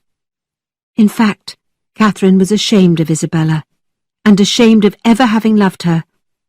Her excuses for her treatment of James were empty, and Catherine could not believe that she had been asked to write to her brother on Isabella's behalf. He had suffered enough, and would never hear Isabella's name mentioned by his sister, never again. When Henry returned from Woodston, Catherine told him and Eleanor about the letter. "Your own brother has had a lucky escape," Catherine said sincerely. "And for me, I wish that I had never met Isabella Thorpe. I can see that she never had any true feelings for either James or for me." "It will soon seem that you had never met," Henry said. "But please explain one more thing for me," Catherine replied. "She was obviously pursuing your brother but did not succeed. But I do not understand Captain Tilney's behaviour in this affair. Why did he flirt with her and make her quarrel with my brother and then walk away from her?" "I cannot explain my brother's motives, but like Miss Thorpe, he thinks very highly of himself. Until this time, he has not been hurt by his flirtations," explained Henry. "I believe that he never really cared for your friend." "Well, I disapprove of this sort of behaviour," Catherine said quite angrily. "And I must say that I do not like Captain Tilney at all. I suppose that no great harm has been done to me or to my brother, but what would have happened if Isabella had lost her heart to him?" "But we must first assume that Isabella had a heart to lose, which would make her a different young woman, and so she would have received very different treatment from my brother," replied Henry. "It is good that you defend your brother," said Catherine. "And you must defend your brother's position, and understand that he should not feel sad about losing Miss Thorpe. He has had a lucky escape. Your own sense of what is right and wrong is so strong that you have not even thought of revenge against your friend. I admire you very much for that." Henry's admiration was enough to make Catherine feel better in any situation. She was determined not to think that Captain Tilney was completely evil. She decided she would never answer Isabella's letter, and she tried not to think about what had happened in Bath between those two ever again. Chapter 10. A perfect visit ends in disaster. A few days later, the General announced that he had to go to London on business for a week. As he was leaving, he said, "Miss Morland, more than anything, I regret that I will be robbed of your charming company for a whole week. I have instructed Eleanor and Henry to look after you, and I hope you will tell them if there is anything they can do to make your stay more amusing or more comfortable." The General's departure gave Catherine her first understanding of the principle that a loss may sometimes be a gain. The three young people had much more fun without General Tilney in control of their lives. Every meal was a scene of enjoyment and ease, and every day was spent as the three wished. These delightful days made our heroine love the place and the people more and more. Catherine was now in the 4th week of her visit, and had never been happier. But the fact that she had been there for almost a month made her wonder whether it was polite to stay any longer, or whether she should suggest choosing a date for her return to Fullerton. Although it was an unpleasant subject, Catherine took the first opportunity to speak to Eleanor about it. "Dear Eleanor, I think I must return home soon." "Oh, Catherine," Eleanor began with feeling, "I had hoped for the pleasure of your company for a much longer time. If your parents knew how much we enjoyed having you here, do you think they might allow you to stay a bit longer?" "Oh, my parents are in no hurry to have me at home. They are always satisfied if I am happy. Then why are you in such a hurry to leave us? Asked Eleanor, with a worried look on her face. But I have been here so long, Catherine cried. If you have grown tired of being here, I cannot urge you to stay, Eleanor said sadly. Oh no, you misunderstand me. For my own pleasure, I would be very happy to stay another 4 weeks, but I do not wish to become a nuisance. Catherine, it is settled then. You must not think of leaving us. Henry and I will be very sad to lose you, so you must stay as long as possible. Eleanor's desire for her to stay longer at Northanger Abbey was so sincere that it confirmed Catherine's secret belief that the Tilneys hoped she would belong to their family one day. Henry's obligations at Woodston took him away during his father's absence, but Catherine continued to be happy because it gave her time to get to know Eleanor better and to enjoy her company. On the evening of Henry's departure, the young ladies were still sitting and chatting at the dinner table at 11 o'clock, a rather late hour at the Abbey. Then, as they walked to their bedrooms, they heard a carriage arrive outside, and in the next moment they heard the loud noise of the doorbell. Who could that be at this late hour? Wondered Eleanor. It must be Frederick. I will say good night, dear Catherine, and go downstairs to welcome him. Catherine went into her room, thinking about meeting Captain Tilney the next morning at breakfast. She hoped that he would not mention Isabella's name or the part he had played in her brother's unhappiness. She thought she could be polite to him, as long as no one talked about Bath. Half an hour later, Catherine heard someone come up the stairs, and then her door opened very gently.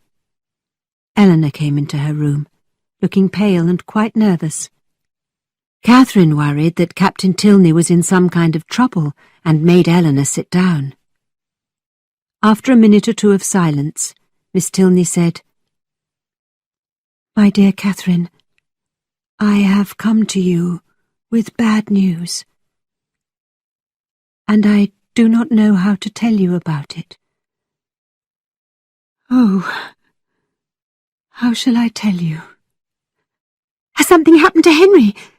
Is there a messenger from Woodston downstairs? No, it is not anyone from Woodston.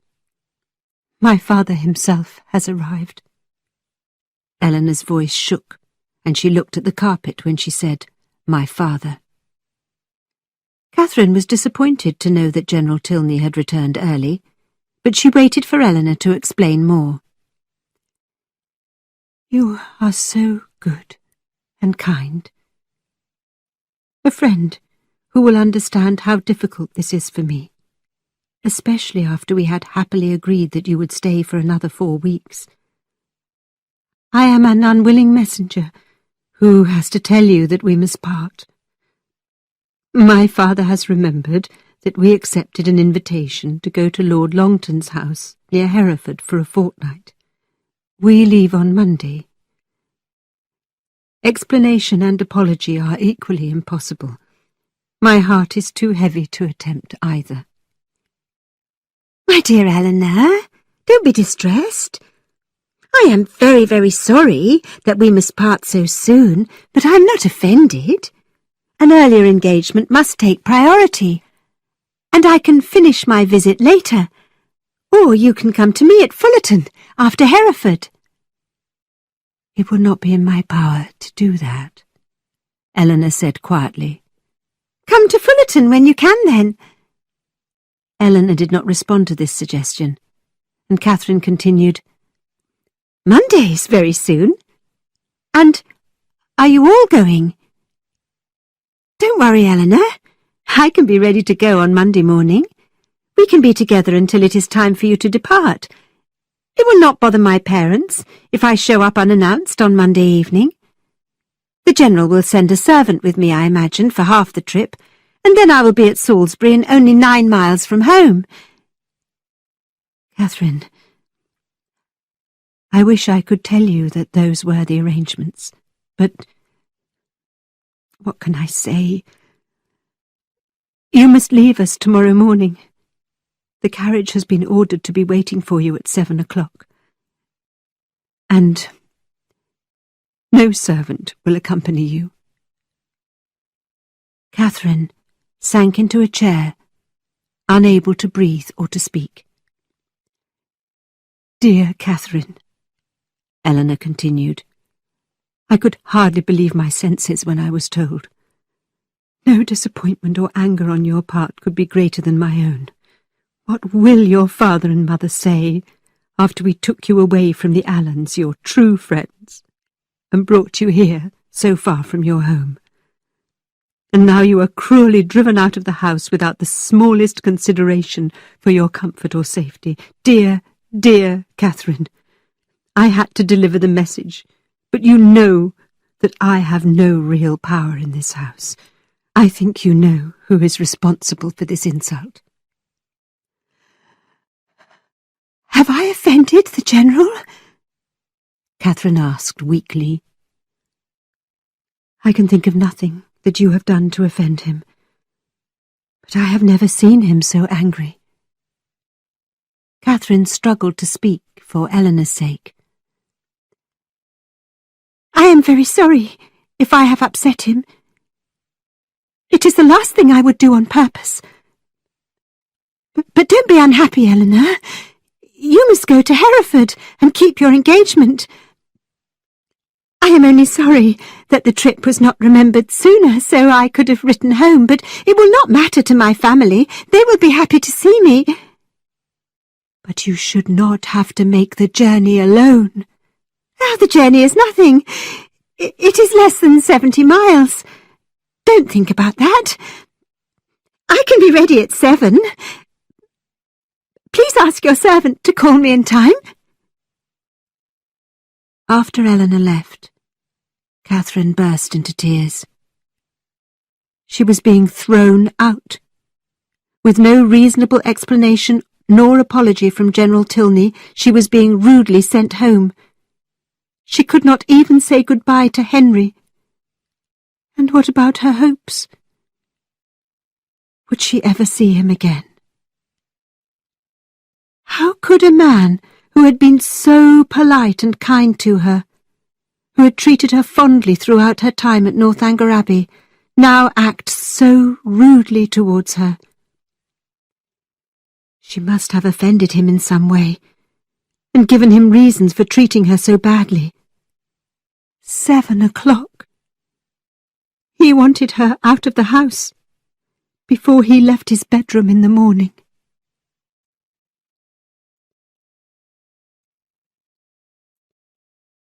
Catherine spent another sleepless night at Northanger Abbey, but this time she was not frightened by imagined ghosts and mysterious chests and cupboards. This time her anxiety had a basis in fact, and neither the wind nor the darkness bothered her.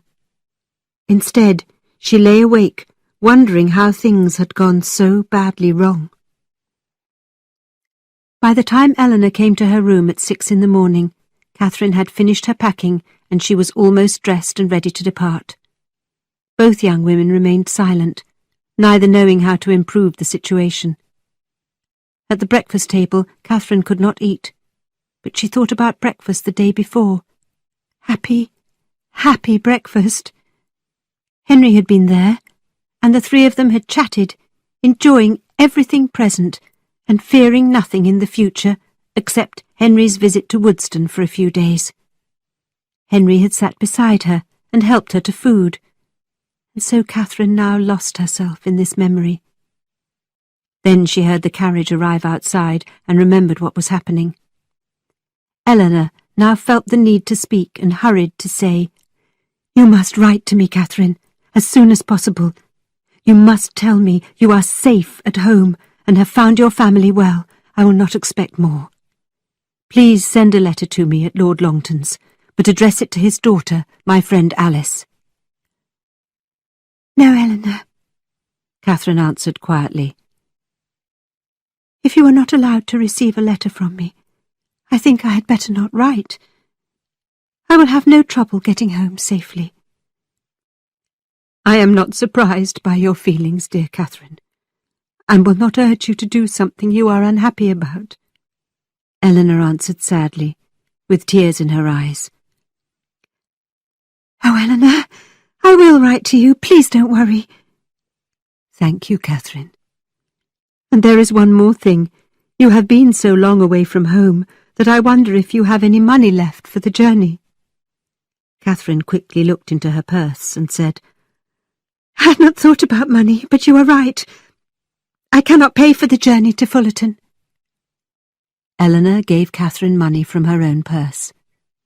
Soon the carriage was announced to be ready, and Catherine and Eleanor's silent, sad looks expressed more than any words could. They hurried to the door, and Catherine was soon climbing into the carriage, but she could not leave until she had asked Eleanor with trembling lips to give her kind regards to her absent friend. But, by almost mentioning his name, Catherine's tears began again, and she found her seat and covered her face with her handkerchief. Chapter 11. Reliable Family Life. Catherine felt too unhappy to be frightened by the journey to Fullerton, and began it without worrying about its length or about being alone. Leaning back in the corner of the carriage, crying and feeling cruelly treated, she had gone a number of miles beyond the walls of Northanger Abbey before she raised her head and looked out of the window. She recognized the road as the same one that had taken her to Woodstone only 10 days earlier, and she suffered even more as she thought about the difference between that trip and this one.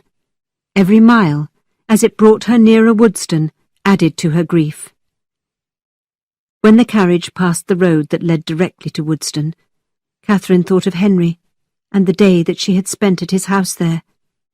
It had been one of the happiest days of her life. On that occasion, the General had given her the impression that he actually wished for Henry to marry her. Yes, only 10 days ago she had felt so happy about the future, and now, what had she done, or not done, to deserve such a change in the General's opinion of her? The only offence against General Tilney that Catherine could accuse herself of was her shocking suspicions about what had happened to his wife. But Catherine trusted that her secret was safe with Henry. He would not have betrayed her. It was impossible for the General to know that she once wondered if he might have murdered his wife or made her a prisoner in her own home. Of course, if he did know about her suspicions, he would have a good reason to ask her to leave. But she believed in Henry, and was certain that her secret was safe with him. But more than anything, Catherine was anxious about Henry's feelings when he returned to the Abbey and found that she had been sent away. Would he accept his father's reasons for throwing her out? Or would he regret that she was gone and hate his father for sending her home? Would he argue with his father, or remain obedient and talk only to Eleanor about his true feelings? While thinking over many questions and struggling with doubts about herself, Catherine hardly noticed the hours and miles flying by. How would she explain to her family the circumstances surrounding her sudden return to Fullerton? Would there be any pleasure in returning home with such a story to tell? How could she make it clear to them that Henry and Eleanor were the finest, most interesting and most reliable friends she had ever known? How could she separate them from General Tilney and her family's opinion? It would break her heart if her family judged her friends unfairly. Finally, after a journey which had taken more than 11 hours without accident or alarm, Catherine reached Fullerton just after 6:30 in the evening. We would expect a heroine to return to her native village after achieving great things, with many stories of success to be proud of. But this homecoming was very different from what you or she might have hoped for. Our heroine was returning home disappointed, alone, and without hope or joy. Therefore her carriage passed quickly through the village, and Catherine hurried into her house, unwilling to meet the questioning eyes of friends and neighbours. But you must remember that the Morland family would not have high expectations of any great achievements or successes for Catherine. Instead, although they would be surprised by her unexpected arrival, they would simply be very happy to have her at home again. The two youngest children, a boy and girl of 6 and 4 years old, looked out when they heard the carriage stop at their gate, expecting as usual to see a brother or sister arrive home.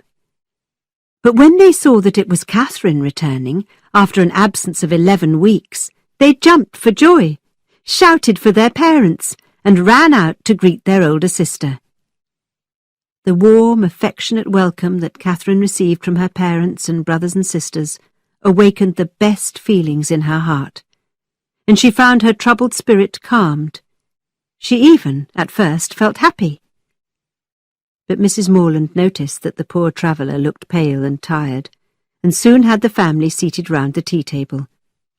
With cups of tea and sandwiches in front of them, everyone was eager to hear about Catherine's adventures and to find out why she had come home without warning. Quite slowly, and with much hesitation, Catherine tried to explain what had happened the night before. And although her parents were usually unwilling to criticize other people, they felt unable to pardon this insult to their daughter. They believed that General Tilney had acted neither honourably nor kindly as a gentleman or as a parent. What could have made him treat a guest so badly? Like Catherine, they could see no reason for his rude behaviour, especially after he had treated her so well for the past 4 weeks. Finally, Mrs. Morland ended the conversation by saying, "It is a strange business, and General Tilney must be a strange man. But you are home now, safe and secure. It is not worth troubling yourself any further about that man's reasons."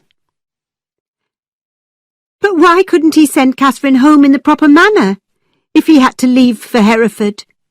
Asked Sarah, the eldest of Catherine's sisters. "I do not think we will discover his reasons," answered Mrs. Morland. "I feel sorry for his own children, who must have a difficult time with him as their father. But you managed well on your long trip, Catherine, and I am very proud of you. I believe you have grown up quite a lot in the last 11 weeks. I am glad I did not know of your journey while it was happening. But now it has ended, perhaps there is no great harm done. You are not the same little girl that we said goodbye to 11 weeks ago.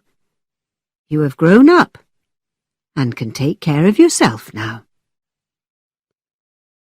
Catherine hoped that her mother was right about that, but her spirits were quite worn down, and she longed to be silent and alone. She was happy to agree to her mother's suggestion that she should go to bed early and gain the benefit of a good night's rest. Her parents knew she was tired and disappointed, but they had not guessed that she was also suffering from a broken heart. Perhaps it is odd that with a young daughter of 17 just returning from her first adventure away from home, they had not thought of that.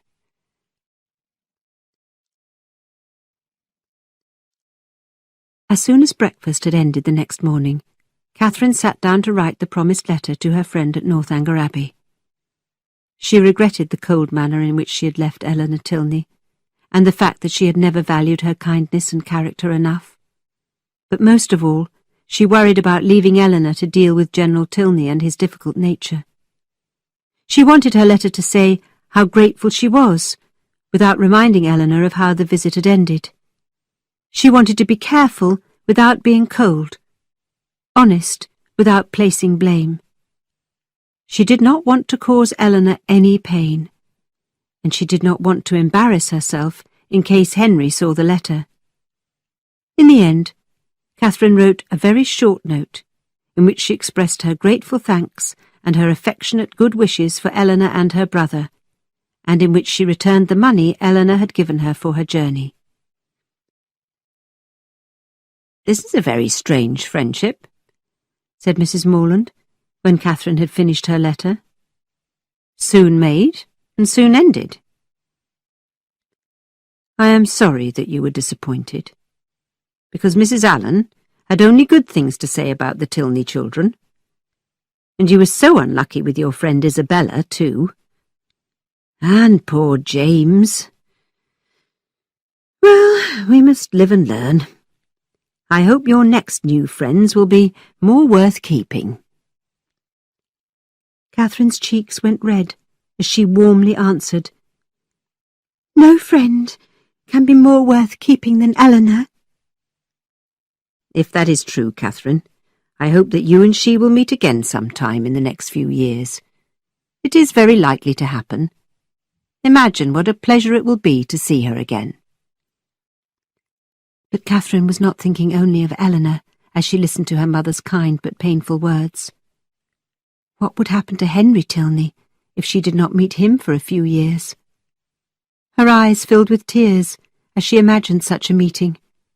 He might have forgotten her and have met another young woman who attracted him. The next time she saw him, he might be a married man with a family of his own. He might not even recognize her. Mrs. Morland was disturbed by her daughter's tears and proposed a visit to Mrs. Allen. And so mother and daughter began the walk to their neighbour's house, which was less than a quarter of a mile distant. As they walked, Mrs. Morland gave Catherine her opinion of James's broken engagement. Of course, we are sorry for James, but it is good that the engagement has ended, and there is no harm done in the end. We did not know Miss Thorpe, and she had no personal fortune. And now, after such improper behaviour, we have a very poor opinion of her. James will recover, and I am sure that he will use better judgment next time. Her mother's thoughts made Catherine reflect on the changes in her own circumstances. 3 months ago, she had been full of happy expectations, and had run between her home and the Allens' house 10 times a day, with a light heart and an independent spirit, looking forward to new pleasures and without a care in the world. She could picture herself 3 months ago. And now, what a different young woman she was. The Allens were surprised but very glad to see Catherine, and they too were very angry and displeased on learning how she had been treated by General Tilney. Catherine surprised us yesterday evening, reported Mrs. Morland. She travelled all the way in a carriage by herself, and knew nothing about her journey until late Saturday night. General Tilney returned home with the strange idea that he was tired of having her in his house. He must be a very odd man. Very unfriendly, certainly. But we are so glad to have Catherine with us again, and it is a great comfort to find that she is not a poor, helpless creature, but can manage very well for herself. Mrs. Allen was shocked. She filled every pause in the conversation by saying, I really have no patience with the General. But she did not allow for many pauses. Bath is a nice place, Catherine, after all, she said brightly. I did not like the idea of leaving. Did I tell you that I tore my blue dress? I had it mended before we left Bath, and you cannot see the tear, and Mrs. Thorpe was such a comfort to us, wasn't she? You know, you and I were quite lonely at first. Yes, but that did not last long, Catherine replied brightly, enjoying thoughts of Bath and happier days. Very true. Then we met Mrs. Thorpe and were always busy. My dear, do you think these silk gloves still look well? I wore them for the first time in Bath. Do you remember that evening? Oh, yes, perfectly, answered Catherine. It was very agreeable, wasn't it? Mr. Tilney drank tea with us that evening, and I thought he was an excellent addition to our little society. He is a kind gentleman, isn't he? I think you probably danced with him that evening. I am not certain, but I was wearing my most expensive dress, do you remember? And Mr. Tilney admired it very much. Catherine felt too emotional to answer, but Mrs. Allen continued, I really have no patience with the General. He seemed such an admirable gentleman when we met him. Do you know, Catherine, that his lodgings were rented by another family the day after he and his children left. But no wonder. It was such a desirable address. As they walked home again, Mrs. Morland said, "You must be grateful for your old friends. They have loved you and been concerned for your happiness for many years. Having the affection and good opinion of friends like Mr. and Mrs. Allen is much more important than your recent unhappy experience." Catherine knew that these were wise words, but at that moment they meant little to her. Her present happiness did not depend on old friends, but on the behaviour of her newest friends. Mrs. Morland continued encouraging her daughter to forget about the people she had met at Bath as they walked towards home. Catherine listened politely to her mother, but she was silently reflecting that now Henry must have arrived at Northanger. Now he must have heard about her departure. And now, perhaps, the family were leaving the Abbey for Hereford.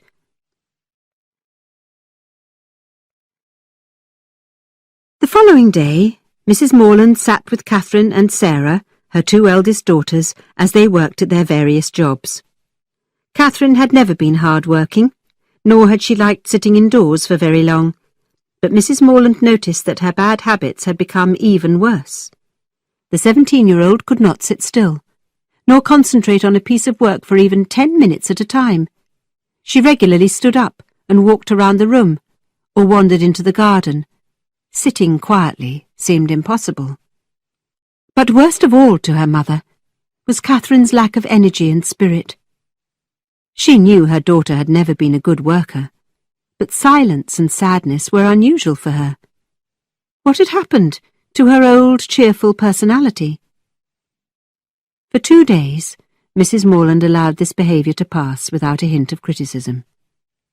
But when a third night's rest still had not returned Catherine to her old self, she decided to have a serious talk with her daughter. "My dear Catherine, I am afraid you have become too grand for your own family. Should your father mend his own shirts? Look how steadily your sister is working, while your head is still in Bath. You must remember that there is a time for everything. Now is not the time for balls and theatre. Now is the time for you to be useful to me and to your family." Catherine picked up her sewing basket and sadly replied, "I do not think about Bath. At least, not very much." "Then you must still be upset about General Tilney, and that is very silly of you. You probably will never see him again. You should not worry about things you cannot change." After a short silence, she continued, "I hope you have not found your home disappointing, because it is not as elegant as Northanger Abbey. That would be turning your visit into something evil. Wherever you are, but especially in your own home, you should learn to be content. I was not happy to hear you at breakfast talking so much about the French bread and the beautiful plates at Northanger." "I am sure I do not care about any of that," said Catherine quietly. "I have a book," Mrs. Morland said, "with a very clever essay about young ladies who have been spoiled by making friends with people who are much grander than their own families. I will find it for you later. I am sure it will do you good." Catherine tried to get on with her work, but after a few minutes, Mrs. Morland saw her staring out of the window again. She came to the conclusion that her daughter was suffering, and she hastily left the room to find her book of clever essays. Chapter 12. Happily Ever After. Eventually. It took at least 15 minutes for Mrs. Morland to find her book of essays, and then she had a few other tasks to complete before she could return to her daughter. And when she was able to return, she was surprised to find a visitor there, someone whom she had never seen before. With a look of much respect, The young man immediately rose, and Catherine introduced Mr. Henry Tilney to her mother. Mr. Tilney quickly began to apologise to Mrs. Morland. "I am sorry to arrive here without an invitation. I know that you cannot welcome a visitor from Northanger Abbey after what happened to Miss Morland there, but I was impatient to know that she had arrived home safely." Mrs. Morland had never blamed Henry or his sister for their father's rude behaviour, and now she was very pleased by this young man's appearance and by his sincere apology. "Thank you, Mr. Tilney, for your kind treatment of Catherine. I believe you have nothing to apologise for. You, and any friends of our children, are always welcome to visit us at Fullerton." Then she continued, with a list of polite questions about Mr. Tilney's journey, the weather, and the condition of the roads. Meanwhile, Catherine remained silent, but her mother could see from her bright eyes and rosy cheeks that she was very pleased by Mr. Tilney's presence. And Mrs. Morland slipped the book of essays into a convenient drawer for a future hour. Eventually, Mrs. Morland exhausted her supply of polite questions, and Henry turned to Catherine for the first time since her mother's entrance, and asked, "Are Mr. and Mrs. Allen now at Fullerton?" Catherine struggled to calm her nerves and answer sensibly, but finally made it clear that the Allens were at home. "I would like to pay my respects to them," Mr. Tilney said. His face was now almost as red as Catherine's. "I wonder if you would be kind enough to show me the way to their house, Miss Morland." "You can see it from that window," interrupted Sarah, who continued to sew quietly, but was keeping an eye on what was happening. Mr. Tilney bowed politely, but Mrs. Morland gave her younger daughter a silencing nod. They both understood that seeing the Allens was not the primary purpose of Mr. Tilney's invitation. Mrs. Morland thought that he might want to explain his father's behaviour to Catherine in private, and she did not intend to put any barriers in the way of that conversation. She encouraged Catherine to walk to the Allens' house with Mr. Tilney. Mrs. Morland was correct. Henry Tilney did want to explain his father's rudeness, a difficult task for a son, but that was not his primary reason for wanting to talk to Catherine. Above all, he wanted to explain himself, and before they reached the Allens' house, he had done that extremely well. In fact, it was a speech that Catherine thought could not be repeated too often.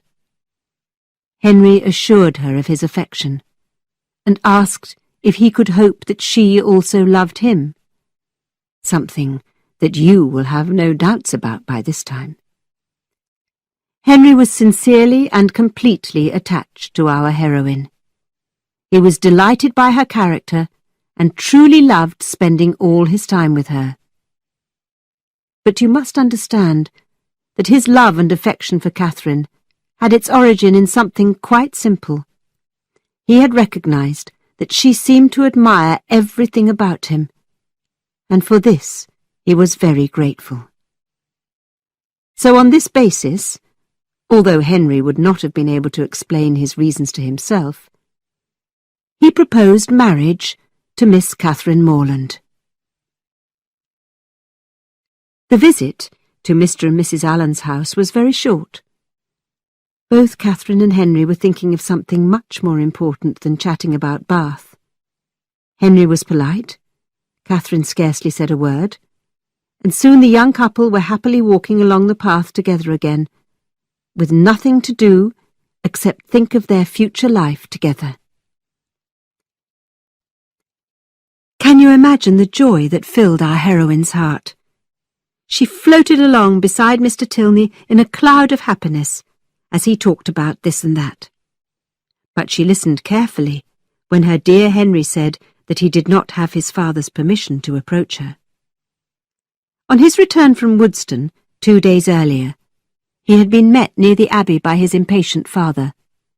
In very angry terms, the General had insisted that Henry should never think of Miss Catherine Morland again.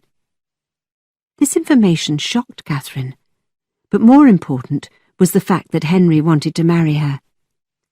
Knowing that she was loved gave her the courage to try to understand the motives for General Tilney's actions and for his disapproval of her. As Henry's story unfolded, her curiosity turned to delight. His father had found no reason to criticize Catherine's behaviour or her character. He was instead disappointed by his own actions and ashamed of having been misled by Mr. John Thorpe. Catherine, it seemed, was guilty of only one thing in the General's opinion. She was less rich than he had supposed her to be. The General had been deceived by John Thorpe at their first meeting at the theatre in Bath. On that occasion, Henry had been talking to Catherine, and the General had asked Mr. Thorpe if he knew the young lady. John Thorpe had a misleading and even dangerous habit of exaggerating the importance and wealth of his friends and acquaintances. He seemed to think that this made him more important in the eyes of the world. When he had become friends with James Morland, he had reported to his family that he had met a young man from a very grand family. Then, introducing James to Isabella, he had doubled the amount of his friend's living, multiplied his private fortune by 3 or 4 times, invented a rich aunt for him, and forgot about half of James's brothers and sisters. John Thorpe had continued with this practice of exaggeration when telling General Tilney about the Morland family. He had invented a large private income for Catherine, whom he himself had decided to marry, as well as the promise that she would one day receive an enormous inheritance from the Allans.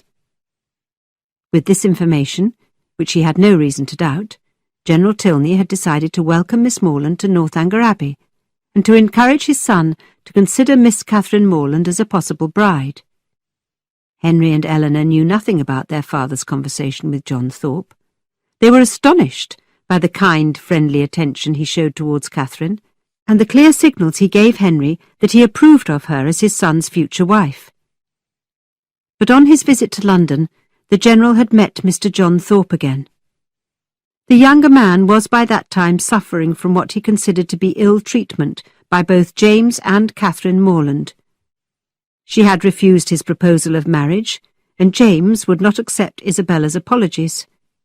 Now he was eager to change the General's good opinion of the whole Morland family. This time he gave a more accurate account of how many Morland children there were, and the amount of money and possessions the parents had. In fact, he mentioned too many of one and too few of the other. And the Allans? Their entire fortune would be inherited by one of Mr. Allen's nephews. Angry with almost everyone in the world except himself, the General had returned to the Abbey, where you have seen how he behaved towards our heroine. Having heard all this, Catherine forgave herself for thinking that General Tilney could either have murdered or imprisoned his wife. Now she understood how cruel he could be in reality. Poor Henry was blushing with shame while telling Catherine this story. He had had an angry conversation with his father at Northanger Abbey, and had shocked the General by refusing to agree with his judgment of Catherine. He felt tied to Catherine as much by honour as affection. He would not dismiss her from his heart or from his life. He refused to accompany Eleanor and his father to Herefordshire, and declared his intention of asking Miss Morland to marry him. General Tilney had been angrier than he had ever been with his son, and the two had parted without speaking to each other again. Henry had returned to Woodston, and had begun his journey to Fullerton on the following afternoon.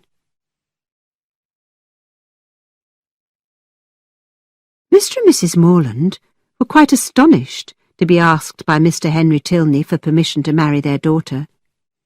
They had not suspected a connection between the two young people, but they believed Catherine was worth loving, and they soon happily accepted the situation.